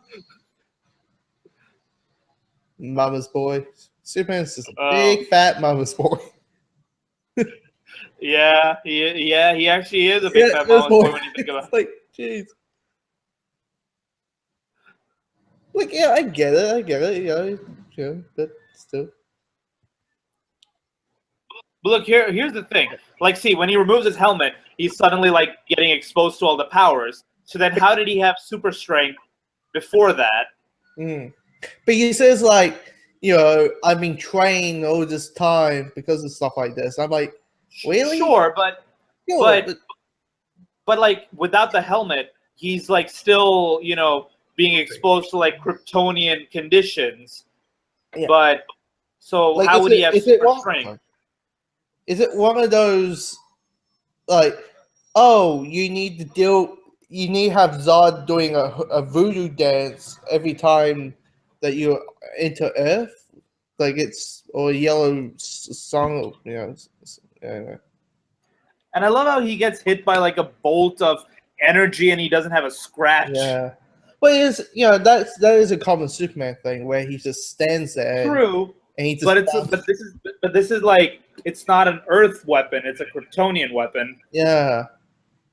I mean, later in this fight we're gonna see, the military firing like machine guns at them too, and Superman's just going to go bonk with the bullets. But again, those are human weapons versus Victorian weapons.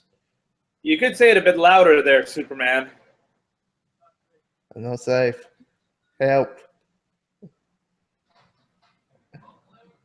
I'll be like, no, it will help if you shouted to go inside versus, that wasn't a good acting choice or direction.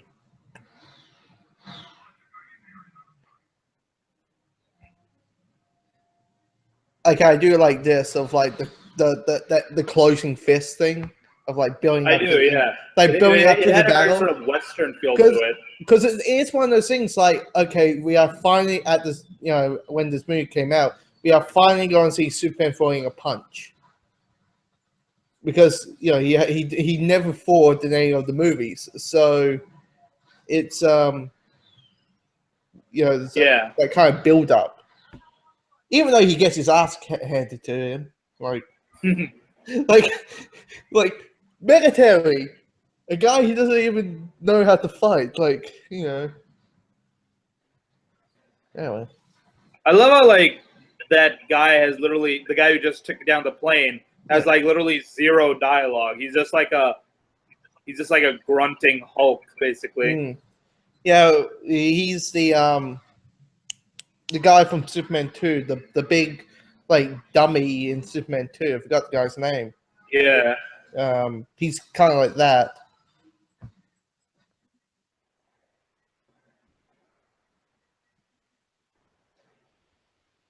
Is that who I think it is? Yes, it is. that.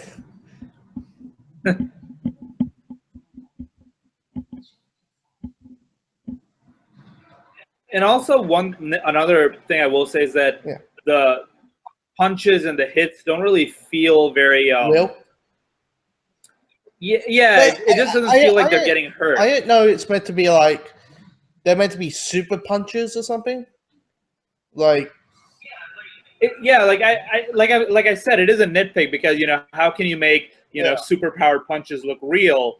But it's unless you just acted like they're real punches and you just make them fly. Yeah, like at least make it look like it hurt. Yeah. it doesn't even look like they're getting hurt. No. Okay, like here, this is realistic. Yeah. You know, at least you can like. It looks like he's getting his ass handed to him. Yeah. But that earlier part where she punches him, he just flies back, and he looks completely unfazed. Also, if you look at the Zod fight at the end, like you get that also. It just looks like they're getting flied by wind. Air is their weapon in a way, just oddly enough.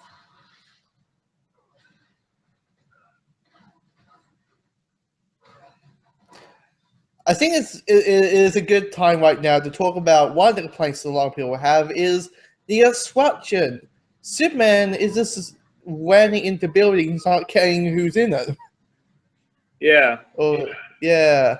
Which I don't have a problem with. It's just one of those things where, personally, I don't want to start like a Marvel versus DC thing, but I do think the battles in the DC movies are more superhero-y, a little bit more comic booky, and than say what a Marvel action scene would be. Like, okay, this guy is literally the first person that Superman actively saved. Yeah, and people would say Superman doesn't save anyone. Look, he saved that one guy. He saved that one military guy, but he's totally fine letting the civilians get killed. Yeah.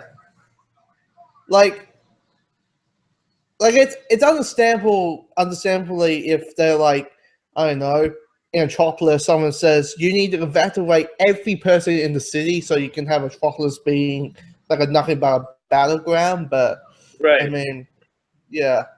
Which I kind of think that's what's going to happen in Justice League. Like they'll use like Gotham as like a battleground where everybody's, evacuating. Yeah. Also, like this guy, like he must have like impervious skin or something because he survived a fallen helicopter with nary a scratch. Yeah. What is he? Green Lantern?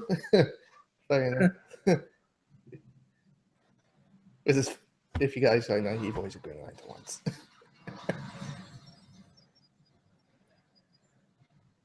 If shots were hitting her in the breast area, like it makes sense because most of the time people will shoot you at the chest, but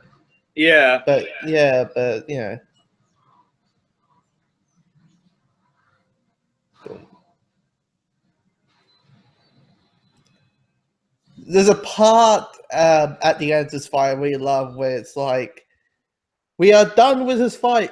No, we're not. Here comes a train. Like it's like Fast and Furious. And look, level. This is the second person Superman saved. Yes. So the complaint of Superman doesn't save anyone and he doesn't smile has been unvalid. Just because there's one scene. He smiled and he saved two people. Also, he smiled while... Oh, here comes the train.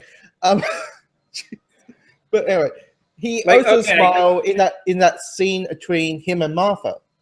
Where it's about That's true.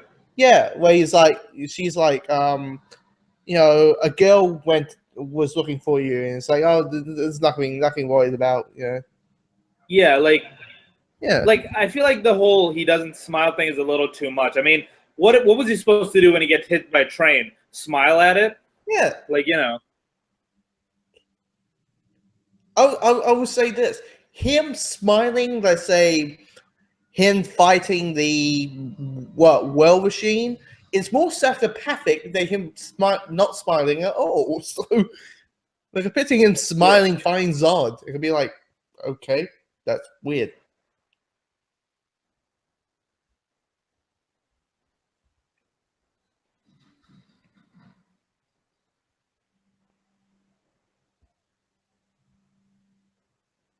Okay, I went like that's a cool, like that's like a spray on comic book shop.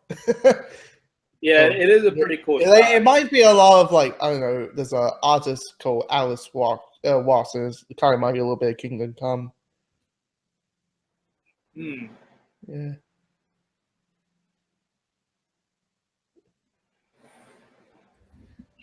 Can you imagine if the soldier was just like, "Why are you putting down your guns? Shoot him!" Sure. Because they do jack. That's why. We could shoot all our rounds, like you said, they ain't gonna do anything. Just And like, I love how the Sears is so prominent right there. yeah. What's worse, that scene or all marketing in Transformers? I would say the marketing in Transformers, just because Yes. it's way less subtle. It's like what? Here's Xbox. Here's a Dr. Pepper machine. I don't know. It's like what's this? A movie or an ad commercial? Yeah. I'm pitching some, like 90s song playing during it.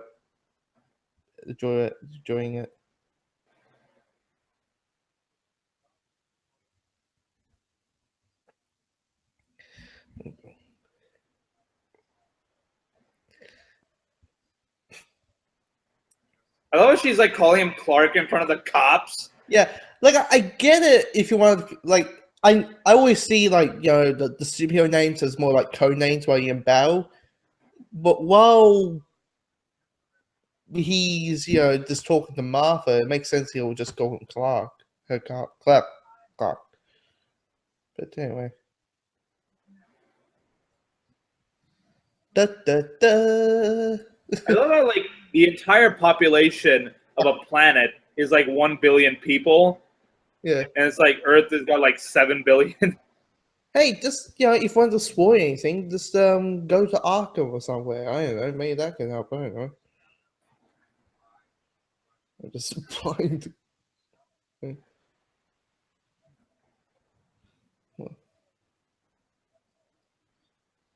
Like, okay, I feel like Michael Shannon, like, he looks the part, but every time he talks, Yeah. I feel like his menace level just goes down. He Like, has this weird, I don't say weird voice, but he has a certain voice that can work or not work. And when he's in like independent movies where he's acting like the crazy serial killer, whatever was it, like the Iceman?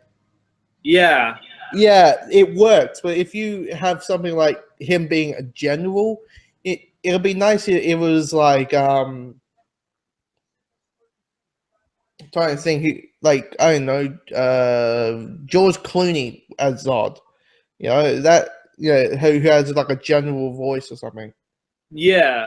I don't Like, know. someone George with a Clooney. bit more of an imposing voice would have worked. Gravitas. Or if they were going to show Zod, like, completely just with a helmet and we don't see his face, Yeah.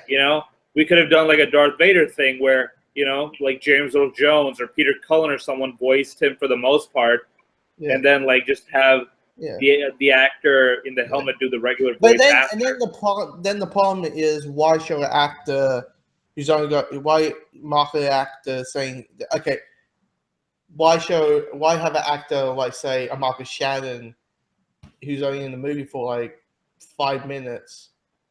Right, like I feel like but what I'm saying is that we do see Zod, but it's like the helmet is kind of like his battle gear in a way. Yeah. And like when he's in the helmet, he has a more menacing voice. Mm.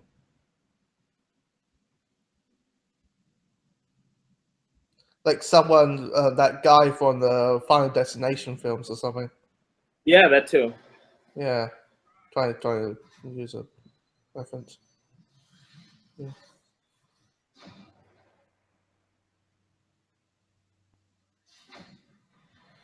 Yeah.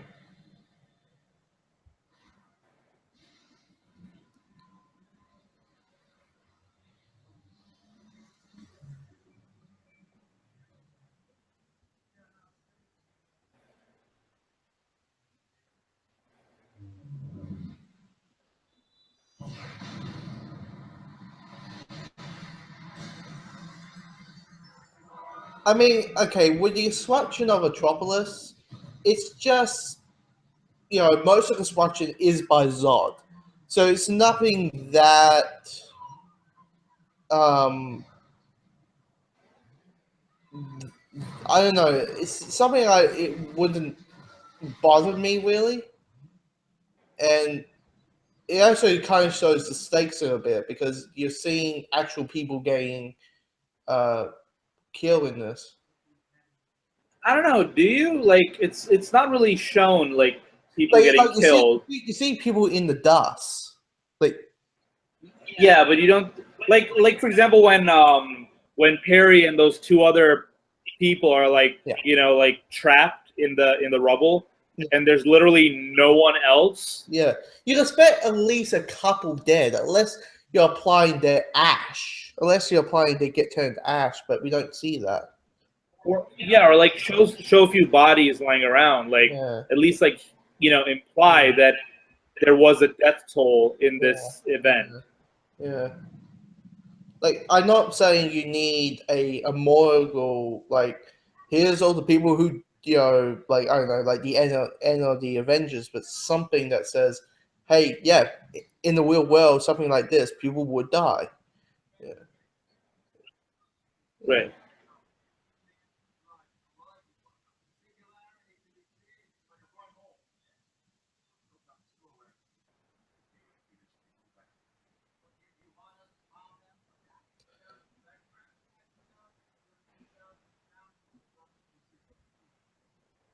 So wait, how does he know about the machine on the Indian Ocean? Yeah.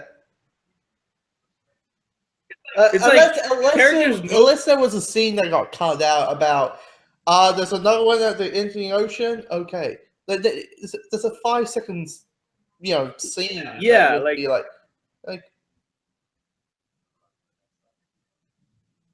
okay, that's a very Superman thing to say about. Maybe I'll die, but at least I'll try. Yeah. So.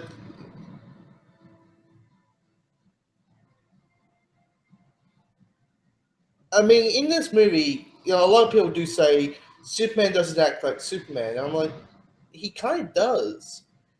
Is he? Superman doesn't what? Sorry. Superman doesn't act like Superman. No, he does. He does, yeah. Is he? He does. Oh gosh, is he like the? He's just not classic Superman, which is what I feel a lot of people have a problem with. Yeah. Like I feel like this interpretation of Superman. But I just feel like they need to make him a little bit more. They need to make him a little bit more human in terms of because like just have him be a little bit more. He's more alien than human. He's more alien. Yeah, that's what I would. That's probably how I would phrase it. Yeah, which people will say yes. Of course, he is an alien, but you need him to be in a way grounded in a level. And.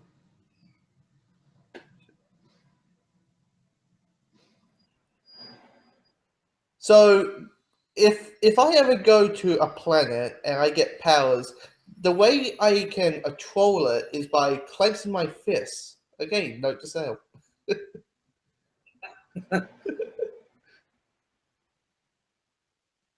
But I mean, here's another thing. I mean, Zod wants to turn Earth into Krypton, right? Yeah. But that would mean he loses his powers. Yeah. I mean, wouldn't you want to still have your superpowers and basically be a god versus just being a regular Joe? I would like. Would you like to have those powers? I would like to have those powers. Those powers. Yes. Maybe not the X-ray vision. Maybe just the flying. But I mean, it's like, you can go holidays any time you want, pretty much. I mean, like, I think it would be like a funny thing when, like, Clark is like growing up in high school, and we see him he's figuring out his X-ray vision, and he happens to like sneak a peek into like the girl's locker room. Yeah. I think that happened in Smallville once, but he did that. Like he played dodgeball accidentally, but. But as we have seen in this movie, X-ray vision is not as kicked out as it sounds to be. Yeah. Yeah, it's Like like the X-ray vision is more creepy in this one. creepy. Sounds like a horror show. I mean,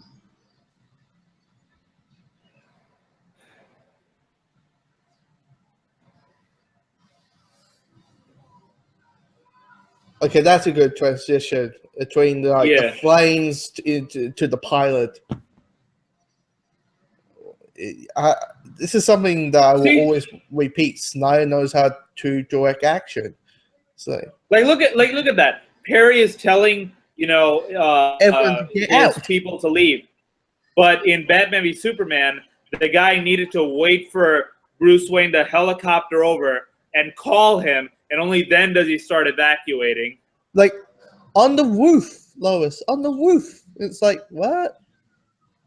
Oh no! At the beginning of BBS, I was thinking at the end. Sorry.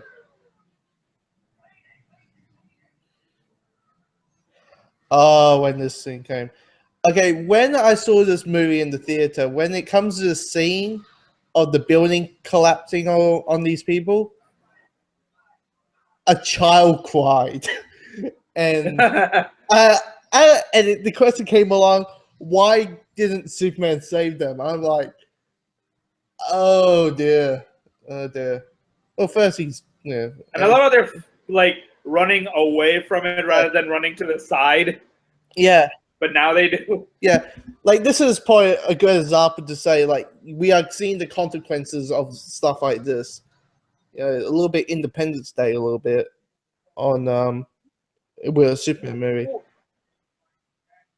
Wait, did he just say so we can suffer through years of pain trying to adapt like your son has? Yeah, dude, it took you like 5 minutes to adapt. Yes, it maybe took Clark 33 years, like that other religious guy. But it took you like 5 minutes. It's like it's weird. Yeah. Ooh. Joel. Is it sad that we didn't saw Russell Crowe back in BBS? Or was it what? We didn't see what in BBS? Russell Crowe back. Or we didn't. I feel like that would have been a little too much, a little too much unnecessary. There's a lot of stuff that was happening in that movie. So, yeah. I feel like the movie could have done without Lois Lane. It could have done without Wonder Woman. It could have done without the Justice League cameos. That Wonder Woman. Oh, shame on you, sir. But Wonder Woman was the best part of that movie. I mean, yeah, she was cool, but she didn't really need to be there. I always say she was the Black Widow of that movie for Iron Man 2, but yeah, I can see that. Yeah, she's basically there to say there's a Justice League movie. Also, I have a standalone coming out in a year and a bit, which turned out to be awesome. So anyway.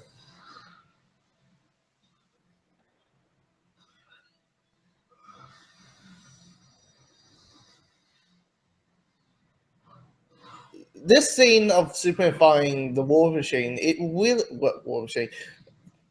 franchise, the World Machine, it really reminded me a lot of like Justice League, the animated series, a little bit. It did, yeah. Yeah, it does. I'm like that's the scene where he stands up like in the middle of that beam. Like it is a pretty epic shot right there. Yeah. I remember when people cried about them making Jimmy Olsen a woman. Remember that when that was happening? Yeah. And she's barely in the movie, so it's like, what was the set cry?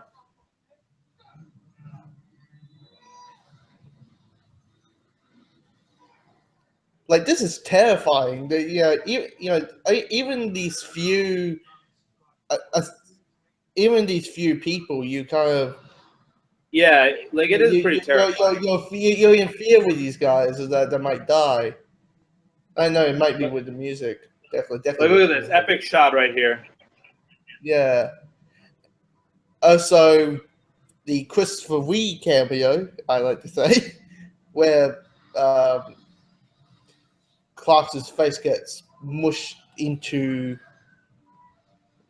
you know, I love his expression here. Like, it really Yeah. looks like he's trying to let one out. yeah. So,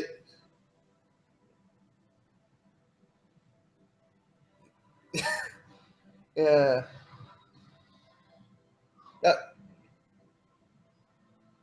When I saw that in the theater, I was like, "Oh, that's a nice tribute." So, yeah. Or the face mushing into what has become.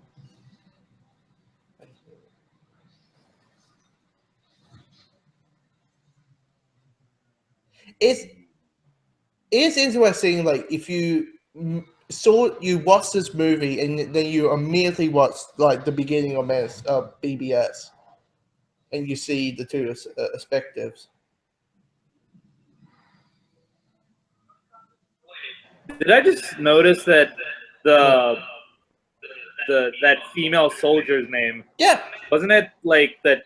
Yeah. Ferris. Wasn't her name something from Green Lantern? Yeah, Ferris. It was Blake Lively's character.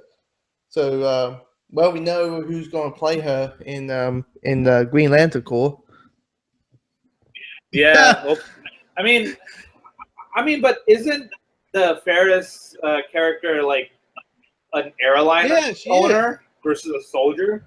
I would prefer it was like Lucy Lane or something because there's ties with Lois Lane with the military, but right. And that would make more sense if they reference that, but Like, okay, I don't get this scene. Like, why is it not going in? Because the ship's not fully like it needs to be turned. That's what she said. Yeah, I'm maybe a couple of seconds behind you. So, yeah, it's like it's supposed to go in all the way. That's what she said. I just can't fit it.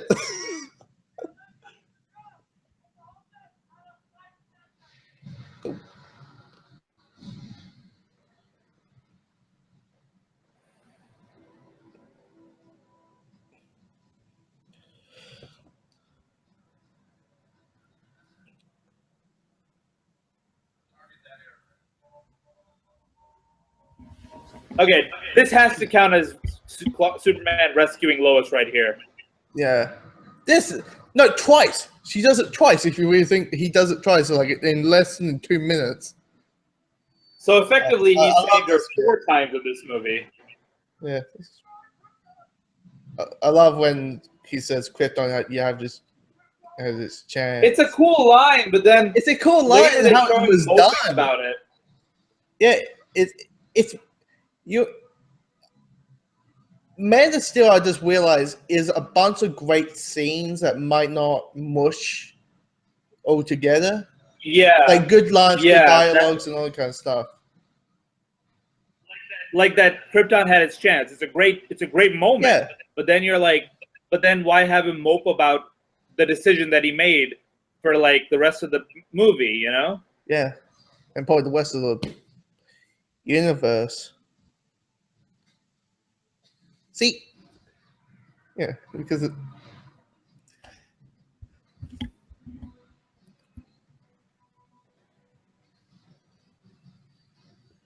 Oh, see, Lois, you're useless. If he could figure it out, why are you here anyway? Like, also, why was she standing on the edge? Like that is such a bad idea. Yeah. Lois, it's like, no.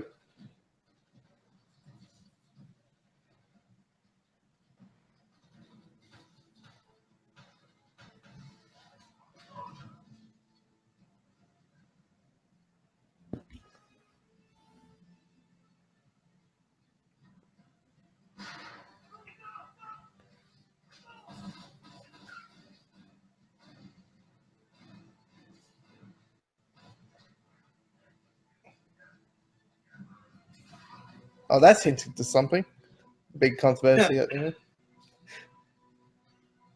A couple of years ago, I saw this like Valentine's thing, and it says like, it has a picture of Henry Cavill as Superman. And it says, I'll snap 1,000 necks if you become my Valentine. So I'm like, that's Oh wow! yeah. I was like, and Whoa! I think That it was escalated quickly. 2014, I believe, when I saw that. So like, Oh, Man of wow. Steel and that joke still was happening, and you know, I think BBS was pushed back at that time, and see twice in less than like 3 minutes. This is like the 4th time he saved her in this movie alone. Jeez.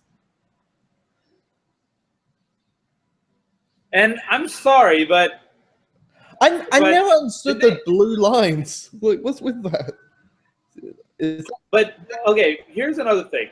They literally created a black hole over the city, and like a black hole is something that's so powerful that even light can't escape it. Yeah. So you're telling me Superman in that moment is flying faster than light?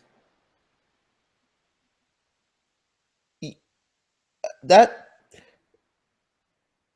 just for this film alone, it's trying to question how fast is Superman.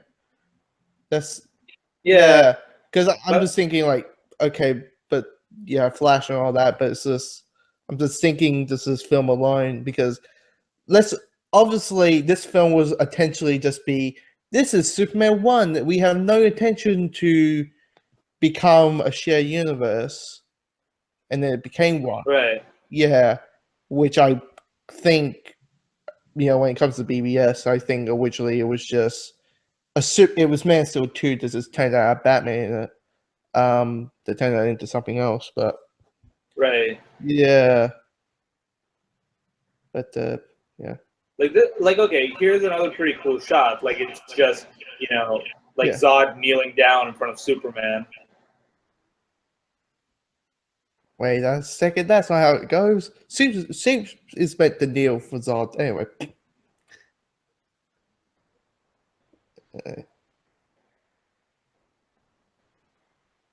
I mean, here's the thing. I think one reason that people are not big fan of this movie and this type of Superman is for a long time, for a good 30 years, it has been only been one version of Superman. Well, you have someone like Batman, which had like 4 different versions before we had like the Nolan trilogy. So yeah, I can agree with that. But then also I do feel that like if you take out your own sort of personal feelings from the equation, about what your preference is, this film still does have a lot of problems with it. Yeah, I felt like Michael Shannon's Zod was at times a little too corny and over the top. To the point where he was not menacing, but he was more funny. And like I feel like there were a lot of like at the beginning with the "I will find him," like yeah. And also, it's like there's like a few weird editing choices, and there's a ton of filler that I feel like it could have all been cut out, and it would have made a better movie. Yeah, you thought it might be better if it was like a 2-hour movie versus a But how long is this movie? Like 2 hours and 30 minutes? Yeah, like was it? Yeah, it's like 2 hours and 20 minutes. 20 minutes, yeah.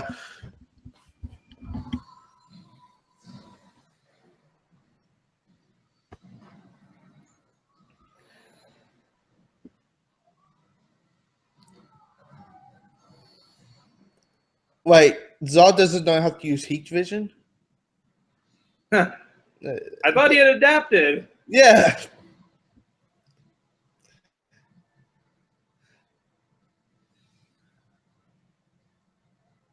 I love how those people who are like looking at the building coming down look like mildly annoyed.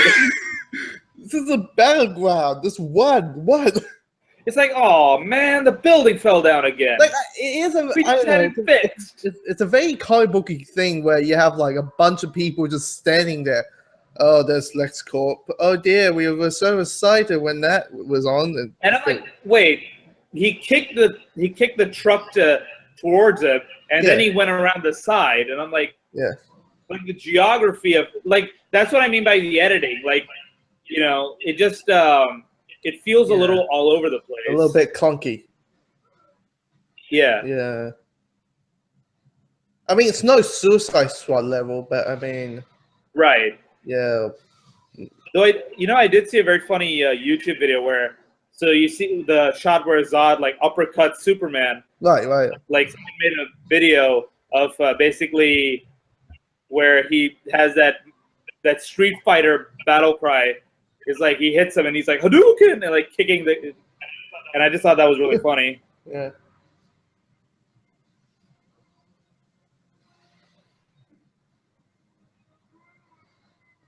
Okay, that was actually pretty funny. Like The the sign it said like 130 days or something before an accident, and Yeah. Superman hits it and it knocks the other number, so it becomes Like 0 0. days. Yeah.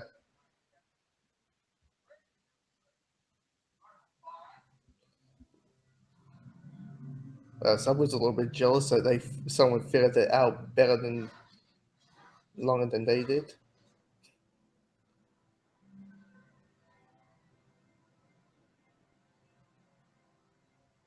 And he somehow knows how to fly. Like, It's like, look, you can. It's like he adapted so quickly, and he's actually making a big deal out of it. Like, oh, it took Clark like what 30, let's say 20 years. Yeah, but Clark was born. You know, he was a baby, and he didn't know how to deal with it. Yeah. You know, but let's say that Kryptonians did come and live on Earth. You know, at least they would know how to like deal with the kids. They're like, oh, I don't know what to do. Well, here we can teach you ways to adapt. Yeah. In this case, yeah.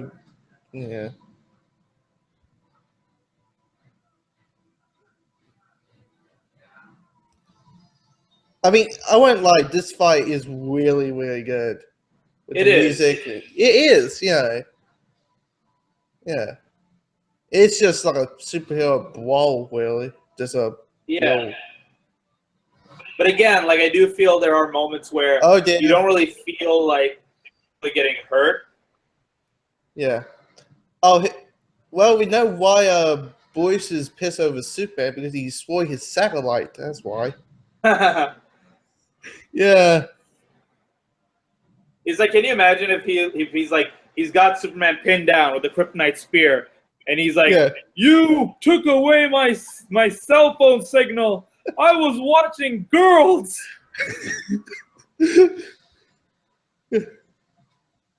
Yeah. Like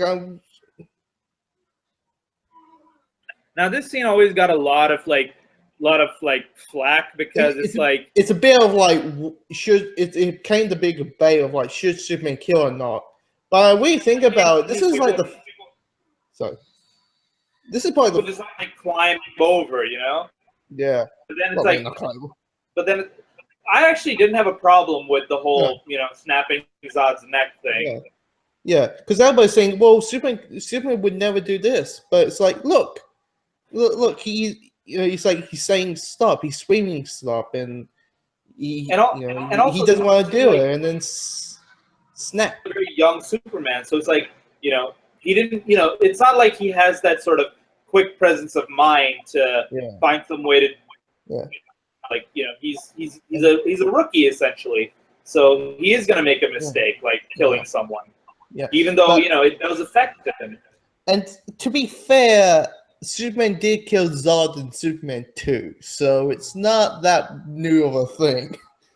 Right, but actually, this is actually a pretty interesting sort of rumor thing. But apparently, there was like a deleted scene where Zod and people were like let out of the Fortress of Solitude. I think that was like the Donner car, I believe. Yeah, so it's like, wait, look, Superman didn't kill Zod after all. Yeah, it's one of those things where it says no, he did. They got arrested. And I'm like, in the Donner car, but in the actual version that people would have watched, even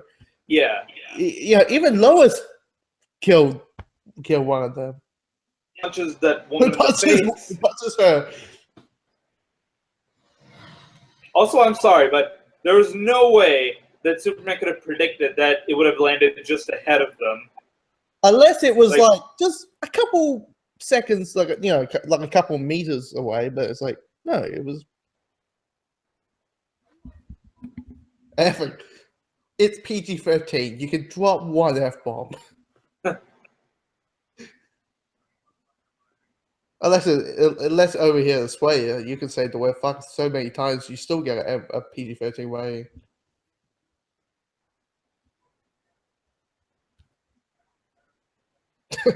Like, I like this line because it does sort of get to the heart of who Superman is, you know? Yeah. He's just a guy who wants to help. Yeah, you can see that Goya and Snyder understand who Superman is, and it's just maybe the execution is not that well done. But... And actually, a little interesting piece of trivia, that I found out. Apparently, when Snyder and Goyer came up with the idea to have Superman kill Zod, actually, they pitched the idea to Nolan.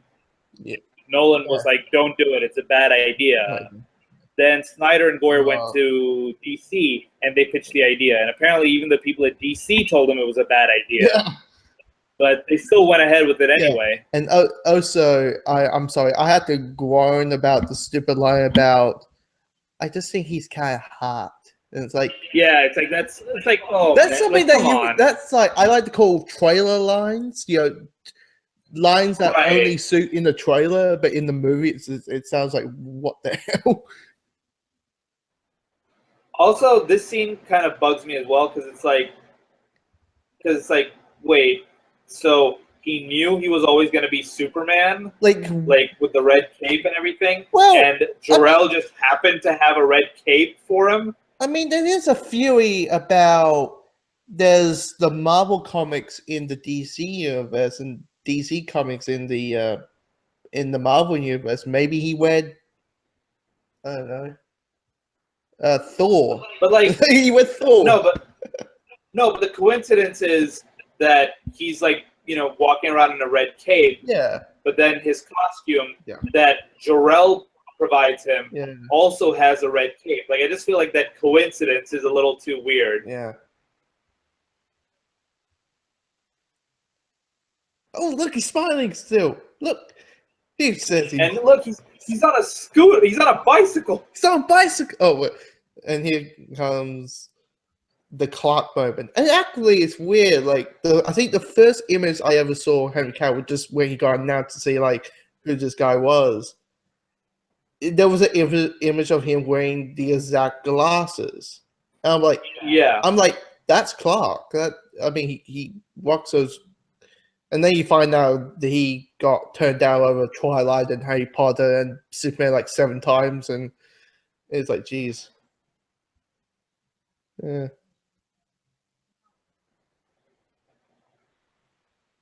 Like, I don't get it. Why are they? I'm sorry, but that girl should be like, yes, I will do anything you want. Like, you stayed during like the world was going to end, and you were doing your best to try and save me. And I would at least say yes to a date with you. Yeah. And maybe it would succeed, and they will probably be dating for like, I don't know, a couple months because they, start dating because of a but I like that the movie ends experience.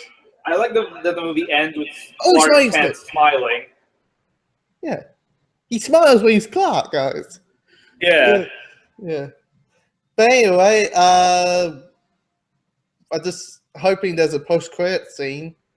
Wait, there isn't. There isn't. No. There isn't. No, because apparently, Christopher Nolan hates post-credit scenes. Yeah. Like, post-credit scene, then you haven't done a good job telling the story in the movie. Yeah. And I'm just like, okay, that's your bias right there, but... Yeah. I mean, I think Nolan is probably the definition of the auteur directors, the ones who are like, there's a certain way, that needs, like, Quentin Tarantino.